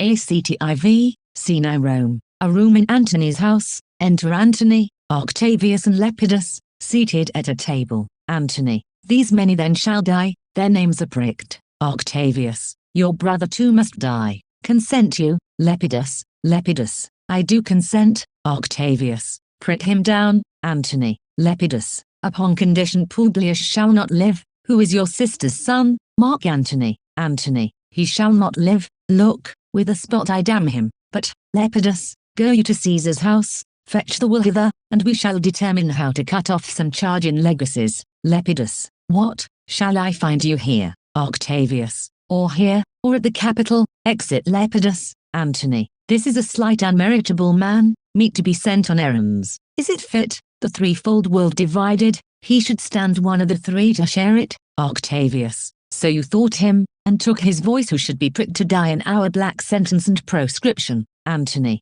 Octavius, I have seen more days than you, and though we lay these honors on this man, to ease ourselves of divers slanderous loads, he shall but bear them as the aspers gold, to groan and sweat under the business, either led or driven, as we point the way, and having brought our treasure where we will, then take we down his load, and turn him off, like to the MTS, to shake his ears, and grazing commons. Octavius, you may do your will, but he's a tried and valiant soldier. Antony, so is my horse. Octavius, and for that I do appoint him store of provender. It is a creature that I teach to fight, to wind, to stop, to run directly on, his corporal motion governed by my spirit, and, in some taste, is Lepidus but so, he must be taught, and trained, and bid go forth, a barren-spirited fellow, one that feeds on objects, arts, and imitations, which, out of use and stilled by other men, begin his fashion, do not talk of him but as a property. And now, Octavius, listen great things. Brutus and Cassius are living powers, we must straight make head, therefore let our alliance be combined, our best friends made, our means stretched, and let us presently go sit in council, how covert matters may be best dislost, and open peril surest answered. Octavius, let us do so, for we are at the stake, embayed about with many enemies, and some that smile have in their hearts, I fear, millions of mischiefs. Excellent. Scene 2. Before Brutus' tent, in the camp near Sardis, drum, enter Brutus, Lucilius, Titinius and soldiers, Pindarus meeting them, Lucius at some distance. Brutus, stand, ho, Lucilius, give the word, ho and stand. Brutus, what now? Lucilius, is Cassius near? Lucilius, he is at hand, and Pindarus is come to do you salutation from his master. Pindarus gives a letter to Brutus. Brutus, he greets me well. Your master, Pindarus, in his own change, or by ill officers, hath given me some worthy cause to wish things done, undone, but, if he be at hand, I shall be satisfied. Pindarus, I do not doubt but that my noble master will appear such as he is, full of regard and honor. Brutus, he is not doubted. A word, Lucilius, how he received you, let me be resolved. Lucilius, with courtesy and with respect enough, but not with such familiar instances, nor with such free and friendly conference, as he had us of old. Brutus, thou hast described a hot friend cooling. Ever note, Lucilius, when love begins to sicken and decay it useth an enforced ceremony. There are no tricks in plain and simple faith, but hollow men, like horses hot at hand, make gallant show and promise of their mettle, low march within, but when they should endure the bloody spur, they fall their crests, and like deceitful jades sink in the trial. Comes his army on, Lucilius, they meant this night in Sardis to be quartered, the greater part, the horse in general, are come with Cassius. Enter Cassius and soldiers. Brutus, hark, he is arrived, march gently on to meet him. Cassius, stand, ho. Brutus, stand, ho, speak the word along. First soldier, stand. Second soldier, stand. Third soldier, stand. Cassius, most noble brother, you have done me wrong. Brutus, judge me, you gods, wrong I mine enemies, and if not so, how should I wrong the brother? Cassius, Brutus, this sober form of yours hides wrongs, and when you do them, Brutus, Cassius, be content, speak your griefs softly, I do know you well, before the eyes of both our armies here, which should perceive nothing but love from us, let us not wrangle, bid them move away, then in my tent, Cassius, enlarge your griefs, and I will give you audience. Cassius, Pindarus, bid our commanders let their charges off a little from this ground. Brutus, Lucilius, do you the like, and let no man come to our tent till we have done our conference. Lucius and Titinius, guard our door. Excellent. Scene 3. Within the tent of Brutus, enter Brutus and Cassius. Cassius, that you have wronged me doth appear in this, you have condemned and noted Lucius Pella for taking bribes here of the Sardians, wherein my letters, praying on his side because I knew the man, was slighted off. Brutus, you wronged yourself to write in such a case. Cassius, in such a time as this it is not meet that every nice offense should bear his comment. Brutus, let me tell you, Cassius, you yourself are much condemned to have an itching palm, to sell and mart your offices for gold to undeservers. Cassius, I an itching palm, you know that you are Brutus that speak this, or, by the gods, this speech were else your last. Brutus, the name of Cassius honors this corruption, and chastisement doth therefore hide his head. Cassius, chastisement. Brutus, remember March, the Ides of March remember, did not great Julius bleed for justice' sake? What vin touched his body, that did stab, and not for justice? What, shall one of us, that struck the foremost man of all this world but for supporting robbers, shall we now contaminate our fingers with base bribes, and sell the mighty space of our large honors for so much trash as may be grasped thus? I had rather be a dog, and bay the moon, than such a Roman. Cassius, Brutus, bait not me, I'll not endure it. You forget yourself, to hedge me in. I am a soldier, I, older in practice, abler than yourself to make conditions. Brutus, go to, you are not. Cassius, Cassius, I am. Brutus, I say you are not. Cassius, urge me no more, I shall forget myself, have mind upon your health, tempt me no farther. Brutus. Away, slight man. Cassius. Is possible. Brutus. Hear me, for I will speak. Must I give way and room to your rash choler? Shall I be frighted when a madman stares? Cassius. O ye gods, must I endure all this? Brutus. All this I, more, fret till your proud heart break. Go show your slaves how choleric you are, and make your bondmen tremble. Must I budge? Must I observe you?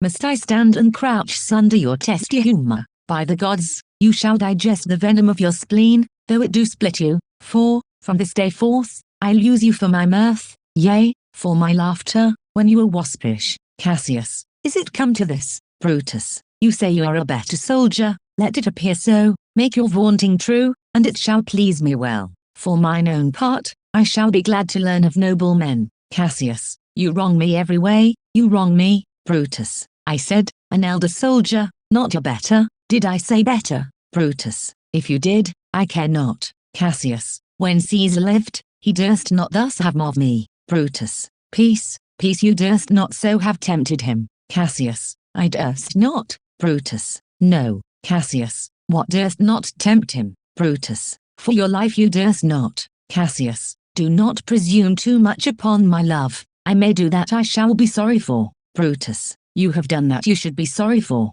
There is no terror, Cassius, in your threats, for I am armed so strong in honesty, that they pass by me as the idle wind, which I respect not. I did send to you for certain sums of gold, which you denied me, for I can raise no money by vile means. By heaven, I had rather coin my heart, and drop my blood for drachmas, than to wring from the hard hands of peasants their vile trash by any indirection. I did send to you for gold to pay my legions, which you denied me. Was that done like Cassius? Should I have answered Quis Cassiusio, when Marcus Brutus grows so covetous, to lock such rascal counters from his friends? Be ready, gods, with all your thunderbolts, dash him to pieces. Cassius. I denied you not. Brutus. You did. Cassius. I did not. He was but a fool that brought my answer back. Brutus hath roved my heart. A friend should bear his friend's infirmities, but Brutus makes mine greater than their. Brutus. I do not, till you practice them on me. Cassius. You love me not.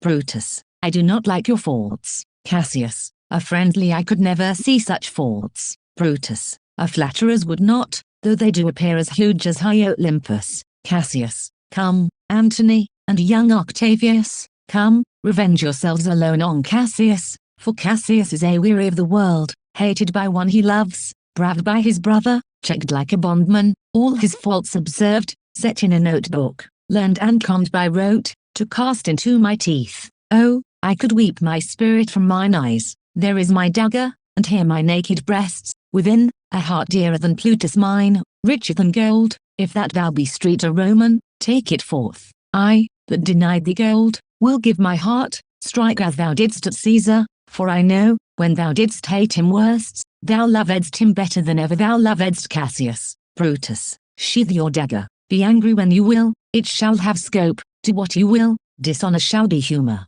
O Cassius, you are yoked with a lamb that carries anger as the flint bears fire, who, much enforced, shows a hasty spark, and straight is cold again. Cassius. Hath Cassius lived to be but mirth and laughter to his Brutus, when grief and blood ill-tempered vexed him? Brutus. When I spoke that, I was ill-tempered too. Cassius. Do you confess so much? Give me your hand. Brutus. And my heart too. Cassius. O Brutus. Brutus. What's the matter? Cassius. Have not you love enough to bear with me, when the rash humor which my mother gave me makes me forgetful? Brutus. Yes, Cassius, and from henceforth, when you are over earnest with your Brutus, he'll think your mother chides, and leave you so. Enter Poet, followed by Lucilius, Titinius and Lucius. Poet. Within, let me go in to see the generals, there is some grudge between them, 'tis not meet they be alone. Lucilius. Within, you shall not come to them. Poet. Within, nothing but death shall stay me.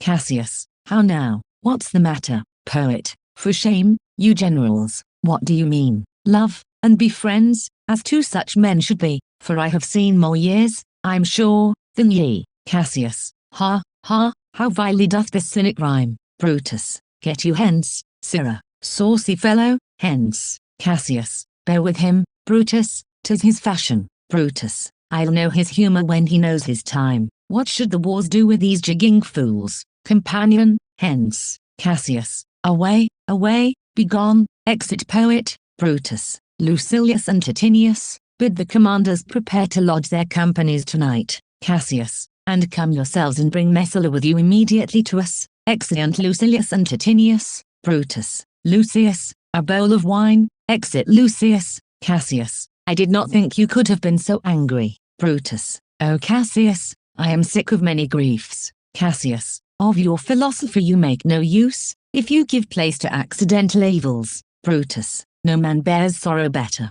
Portia is dead, Cassius, ha, Portia, Brutus, she is dead, Cassius, how scapped I killing, when I crossed you so, O insupportable and touching loss, upon what sickness, Brutus, impatient of my absence, and grief that young Octavius with Mark Antony have made themselves so strong, for with her death that tidings came, with this she fell distract, and, her attendants absent, swallowed fire, Cassius, and died so, Brutus, even so, Cassius, O ye immortal gods, enter Lucius, with wine in a taper, Brutus, speak no more of her, give me a bowl of wine, in this I bury all unkindness, Cassius, drinks, Cassius, my heart is thirsty for that noble pledge, fill, Lucius, till the wine o'erswell the cup, I cannot drink too much of Brutus' love, drinks, exit Lucius, enter Titinius and Messala, Brutus, come in, Titinius, welcome, good Messala, now sit we close about this taper here, and call in question our necessities, Cassius, Portia, art thou gone, Brutus, no more,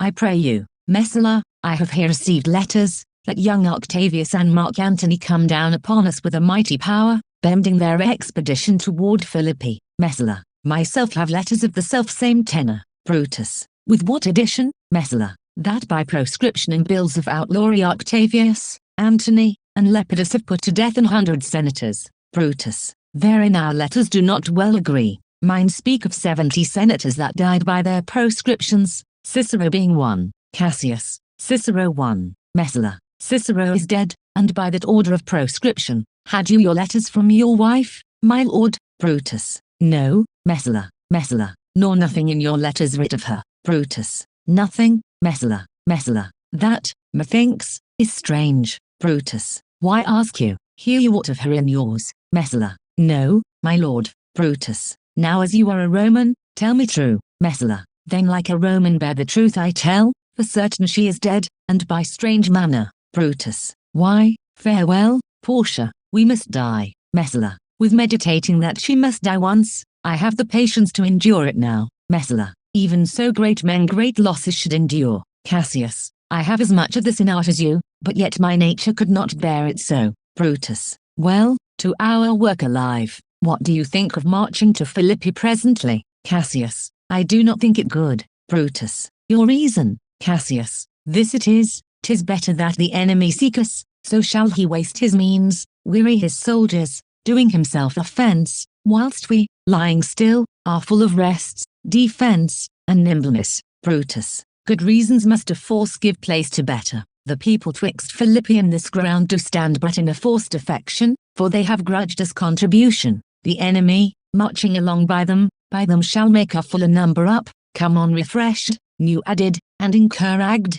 from which advantage shall we cut him off if at Philippi we do face him there, these people at our back, Cassius, hear me, good brother, Brutus, under your pardon, you must note besides, that we have tried the utmost of our friends, our legions are brimful, our cause is ripe, the enemy increaseth every day, we, at the height, are ready to decline, there is a tide in the affairs of men, which, taken at the flood, leads on to fortune, omitted, all the voyage of their life is bound in shallows and in miseries, on such a full sea are we now afloat, and we must take the current when it serves, or lose our ventures, Cassius, then, with your will, go on, we'll along ourselves, and meet them at Philippi, Brutus, the deep of night is crept upon our talk, and nature must obey necessity, which we will negate with a little rests, there is no more to say, Cassius, no more, good night, early tomorrow will we rise, and hence, enter Lucius, Brutus, Lucius, my gown, exit Lucius, farewell now,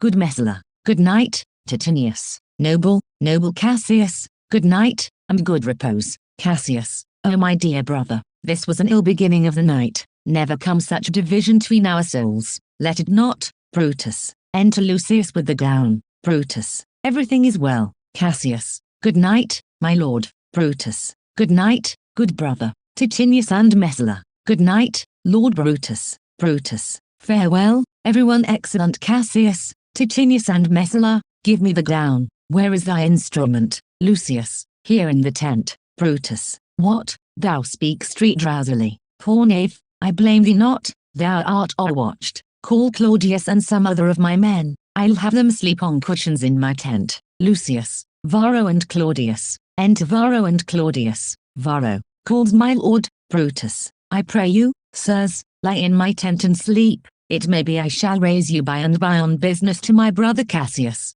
Varro. So please you, we will stand and watch your pleasure. Brutus. I will not have it so. Lie down, good sirs, it may be I shall otherwise bethink me. Look, Lucius, here's the book I sought for, so I put it in the pocket of my gown. Servants, lie down. Lucius. I was sure your lordship did not give it me. Brutus. Bear with me, good boy, I am much forgetful. Canst thou hold up thy heavy eyes a while, and touch thy instrument a strain or two? Lucius. I, my lord, and please you. Brutus. It does, my boy. I trouble thee too much, but thou art willing. Lucius. It is my duty, sir. Brutus. I should not urge thy duty past thy might. I know young bloods look for a time of rest. Lucius. I have slept, my lord, already. Brutus. It was well done, and thou shalt sleep again. I will not hold thee long. If I do live, I will be good to thee. Lucius plays and sings till he falls asleep. This is a sleepy tune. O murderous slumber, layest thou thy leaden mace upon my boy, that plays thee music. Gentle knave, good night, I will not do thee so much wrong to wake thee. If thou dost nod, thou break street thy instrument, I'll take it from thee. And, good boy, good night. Let me see, is not the leaf turned down where I left reading? Here it is, I think. Enter the ghost of Caesar. How ill this taper burns. Ha, who comes here? I think it is the weakness of mine eyes that shapes this monstrous apparition. It comes upon me. Art thou anything? Art thou some god, some angel, or some devil, that makes street my blood cold and my hair to stir? Speak to me what thou art, ghost, thy evil spirit. Brutus. Brutus. Why come street thou, ghost, to tell thee thou shalt see me at Philippi? Brutus. Well, then I shall see thee again, ghost. I, at Philippi. Brutus. Why, I will see thee at Philippi then. Ghost vanishes. Now I have taken heart, thou vanishest. Ill spirit, I would hold more talk with thee, boy. Lucius. Varro. Claudius. Sirs, awake. Claudius. Lucius. The strings, my lord, are false. Brutus. He thinks he still is at his instrument. Lucius. Awake. Lucius. My lord. Brutus. Didst thou dream, Lucius, that thou so criedst out? Lucius. My lord, I do not know that I did cry. Brutus. Yes, that thou didst. Didst thou see anything? Lucius. Nothing, my lord. Brutus. Sleep again, Lucius. Sir Claudius. Fellow thou, awake. Varro. My lord, Claudius. My lord, Brutus. Why did you so cry out, sirs, in your sleep? Varro. Claudius. Did we, my lord? Brutus. I. Saw you anything? Varro. No, my lord, I saw nothing. Claudius. Nor I, my lord. Brutus. Go and commend me to my brother Cassius, bid him set on his powers betimes before, and we will follow. Varro. Claudius. It shall be done, my lord. Excellent. ACTV, see nigh the plains of Philippi, enter Octavius, Antony and their army. Octavius. Now, Antony, our hopes are answered. You said the enemy would not come down, but keep the hills and up regions. It proves not so. Their battles are at hand. They mean to warn us at Philippi here, answering before we do demand of them. Antony. Tut, I am in their bosoms, and I know wherefore they do it. They could be content to visit other places, and come down with fearful bravery, thinking by this face to fasten in our thoughts that they have courage, but 'tis not so. Enter a messenger. Messenger. Prepare you, generals. The enemy comes on in gallant show, their bloody sign of battle is hung out, and something to be done immediately. Antony. Octavius, lead your battle softly on upon the left hand of the even field. Octavius. Upon the right hand I keep thou the left. Antony. Why do you cross me in this exigent? Octavius. I do not cross you, but I will do so. March, drum. Enter Brutus, Cassius and their army, Lucilius, Titinius, Messala and others. Brutus, they stand, and would have parley. Cassius, stand fast. Titinius, we must out and talk. Octavius, Mark Antony, shall we give sign of battle? Antony, no, Caesar, we will answer on their charge. Make forth, the generals would have some words. Octavius, stir not until the signal. Brutus, words before blows, is it so, countryman? Octavius, not that we love words better, as you do. Brutus, good words are better than bad strokes. Octavius, Antony, in your bad strokes, Brutus, you give good words. Witness the hole you made in Caesar's heart, crying, long live, hail, Caesar. Cassius, Antony, the posture of your blows are yet unknown, but for your words, they rob the Hybla bees, and leave them honeyless. Antony, not stingless too. Brutus, oh yes, and soundless too, for you have stolen their buzzing. Antony, and very wisely threat before you sting. Antony, villains, you did not so when your vile daggers hacked one another in the sides of Caesar. You showed your teeth like apes, and fawned like hounds, and bowed like bondmen, kissing Caesar's feet, whilst damned Casca, like a cur, behind struck Caesar on the neck. O you flatterers! Cassius, flatterers! Now, Brutus, thank yourself. This tongue had not offended so today, if Cassius might have ruled. Octavius, come, come, the cause. If arguing makes us sweat, the proof of it will turn to redder drops. Look, I draw a sword against conspirators. When think you that the sword goes up again? Never, till Caesar's 33 wounds be well avenged, or till another Caesar have added slaughter to the sword of traitors. Brutus, Caesar, thou canst not die by traitors' hands, unless thou bring street them with thee. Octavius, so I hope. I was not born to die on Brutus' sword. Brutus, oh, if thou wert the noblest of thy strain, young man, thou couldst not die more honorable. Cassius, a peevish schoolboy, worthless of such honor, joined with a masker and a reveler. Antony, old Cassius still. Octavius, come, Antony, away. Defiance, traitors, hell be in your teeth. If you dare fight today, come to the field. If not, when you have stomachs, exeunt. Octavius, Antony and their army. Cassius, why now, blow wind, swell billow, and swim bark. The storm is up, and all is on the hazard. Brutus, ho, Lucilius, hark, a word with you. Lucilius, my lord. Brutus and Lucilius talk apart. Cassius, Messala, Messala, what says my general? Cassius, Messala, this is my birthday, as this very day was Cassius born. Give me thy hand, Messala, be thou my witness that against my will as Pompey was, am I compelled to set upon one battle all our liberties. You know that I held Epicurus strong, and his opinion. Now I change my mind, and partly credit things that do presage.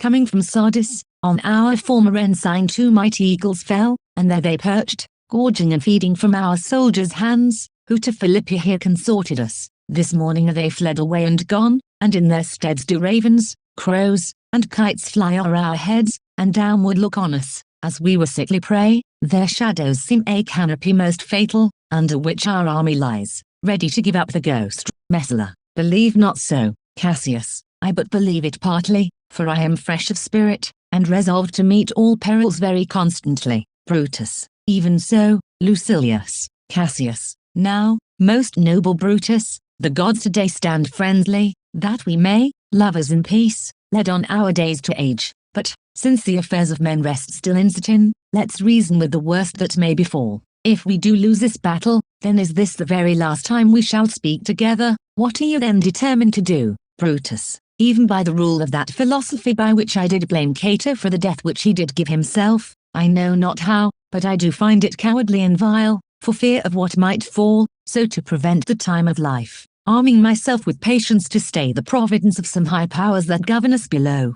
Cassius, then, if we lose this battle, you are contented to be led in triumph through the streets of Rome. Brutus, no, Cassius, no, think not, thou noble Roman, that ever Brutus will go bound to Rome. He bears too great a mind. But this same day must end that work the Ides of March begun, and whether we shall meet again I know not. Therefore our everlasting farewell take, forever, and forever, farewell. Cassius, if we do meet again, why, we shall smile, if not, why then this parting was well made. Cassius, forever and forever farewell. Brutus, If we do meet again, we'll smile indeed. If not, 'tis true this parting was well made. Brutus. Why then, lead on. Oh, that a man might know the end of this day's business ere it come. But it sufficeth that the day will end, and then the end is known. Come, ho away. Excellent.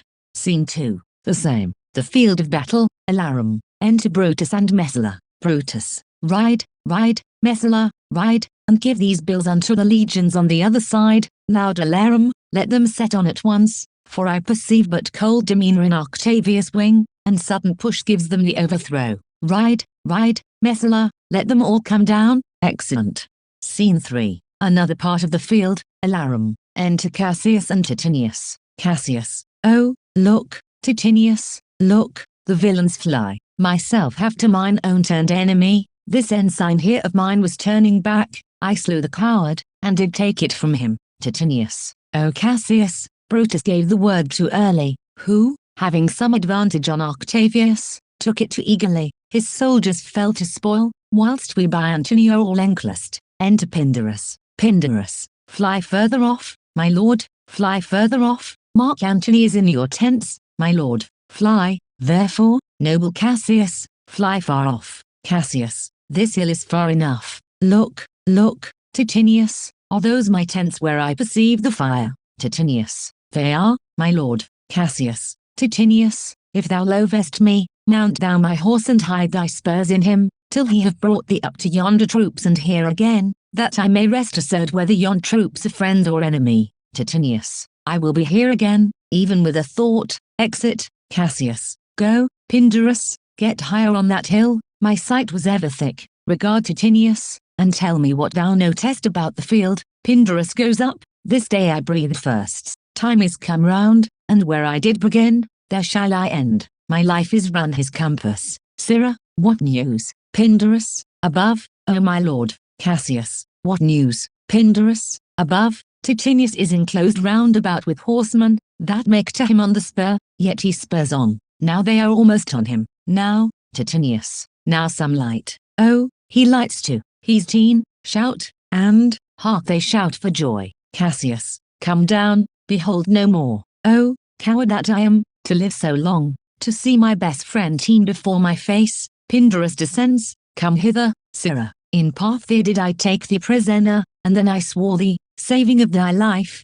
that whatsoever I did bid thee do, thou shouldst attempt it. Come now, keep thine oath. Now be a freeman, and with this good sword, that ran through Caesar's bowels, search this bosom, stand not to answer. Here, take thou the hilts, and when my face is covered, as 'tis now, guide thou the sword. Caesar, thou art revenged, even with the sword that killed thee dies. Pindarus. So, I am free, yet would not so have been, durst I have done my will. O Cassius, far from this country Pindarus shall run, where never Roman shall take note of him. Exit. Enter Titinius with Messala. Messala. It is but change, Titinius, for Octavius is overthrown by noble Brutus' power, as Cassius' legions are by Antony. Titinius. These tidings would well comfort Cassius. Messala. Where did you leave him? Titinius. All disconsolate, with Pindarus his bondman, on this hill. Messala. Is not that he that lies upon the ground? Titinius. He lies not like the living,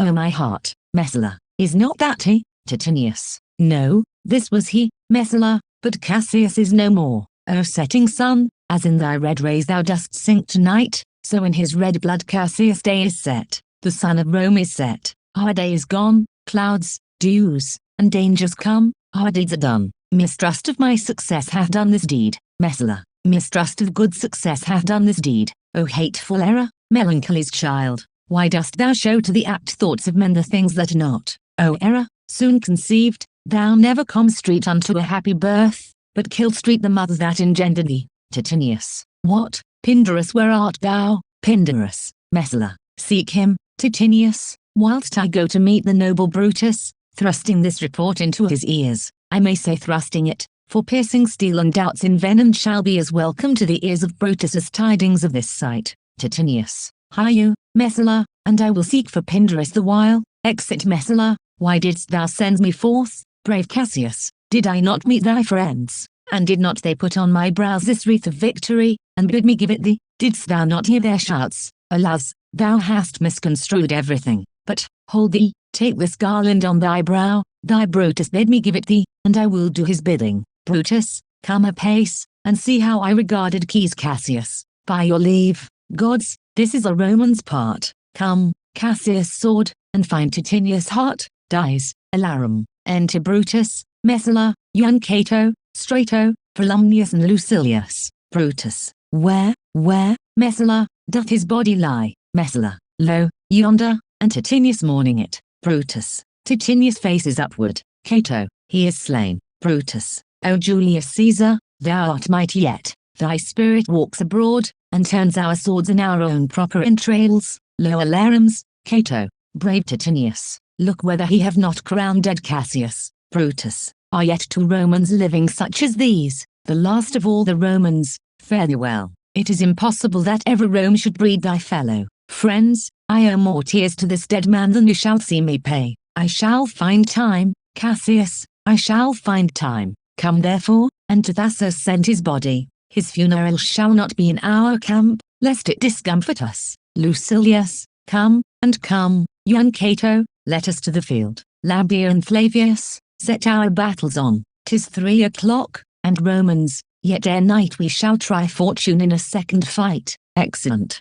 Scene IV, another part of the field, alarum. Enter fighting soldiers of both armies, then Brutus, Messala, young Cato, Lucilius, Flavius and others. Brutus, yet, countrymen, oh, yet hold up your heads. Cato, what bastard doth not? Who will go with me? I will proclaim my name about the field. I am the son of Marcus Cato, ho, a foe to tyrants, and my country's friend. I am the son of Marcus Cato, ho, charges the enemy, Lucilius. And I am Brutus, Marcus Brutus, I, Brutus, my country's friend, know me for Brutus, exit, charging the enemy. Cato is overpowered, and falls. Lucilius, O young and noble Cato, art thou down? Why, now thou dearest as bravely as Titinius, and mayst be honored, being Cato's son. First soldier, yield, or thou dost. Lucilius, only I yield to die. There is so much that thou wilt kill me straight, offering money,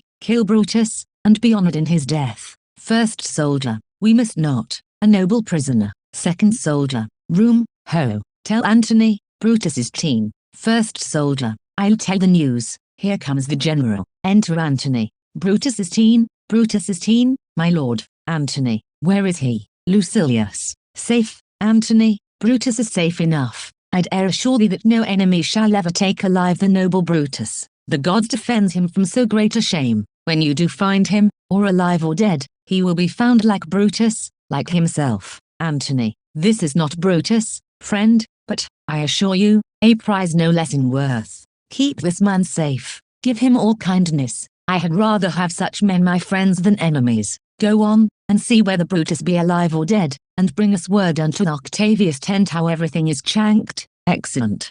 Scene V, another part of the field. Enter Brutus, Dardanius, Clitus, Strato and Volumnius. Brutus, come, poor remains of friends, rest on this rock. Clitus, Statilius showed the torch light, but, my lord, he came not back, he is or teen or slain. Brutus, sit thee down. Clitus, slaying is the word, it is a deed in fashion. Hark thee, Clitus, whispering. Clitus, what? I, my lord, no, not for all the world. Brutus, peace then, no words. Clitus, I'll rather kill myself. Brutus, hark thee, Dardanius, whispers him. Dardanius, shall I do such a deed? Clitus, O Dardanius, O Clitus, Clitus, what a request did Brutus make to thee? Dardanius, to kill him. Clitus, look, he meditates. Clitus, now is that noble vessel full of grief, that it runs over even at his eyes. Brutus, come hither, good Volumnius,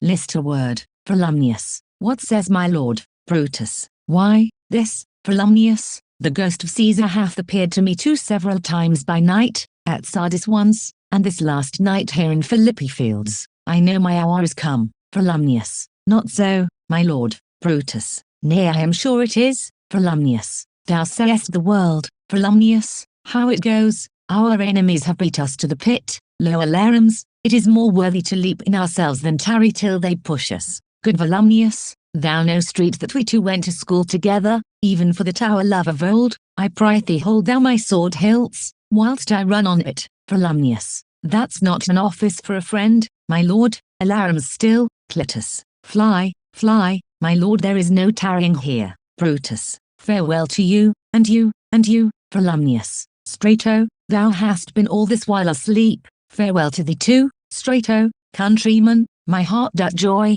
that yet in all my life I found no man but he was true to me. I shall have glory by this losing day more than Octavius and Mark Antony by this vile conquest shall attain unto. So fare you well at once, for Brutus' tongue hath almost ended his life's history. Night hangs upon mine eyes, my bones would rest, that have but labour to attain this hour. Alarums, cry within, fly, fly, fly. Clitus, fly, my lord, fly. Brutus, hence, I will follow. Excellent Clitus, Dardanius and Volumnius, I prythee. Strato, stay thou by thy lord, thou art a fellow of a good respect, thy life hath had some match of honour in it. Hold then my sword, and turn away thy face, while I do run upon it. Wilt thou, Strato, Strato, give me your hand first. Fare you well, my lord. Brutus, farewell, good Strato. Caesar, now be still, I killed not thee with half so good a will. He runs on his sword, and dies. Alarum,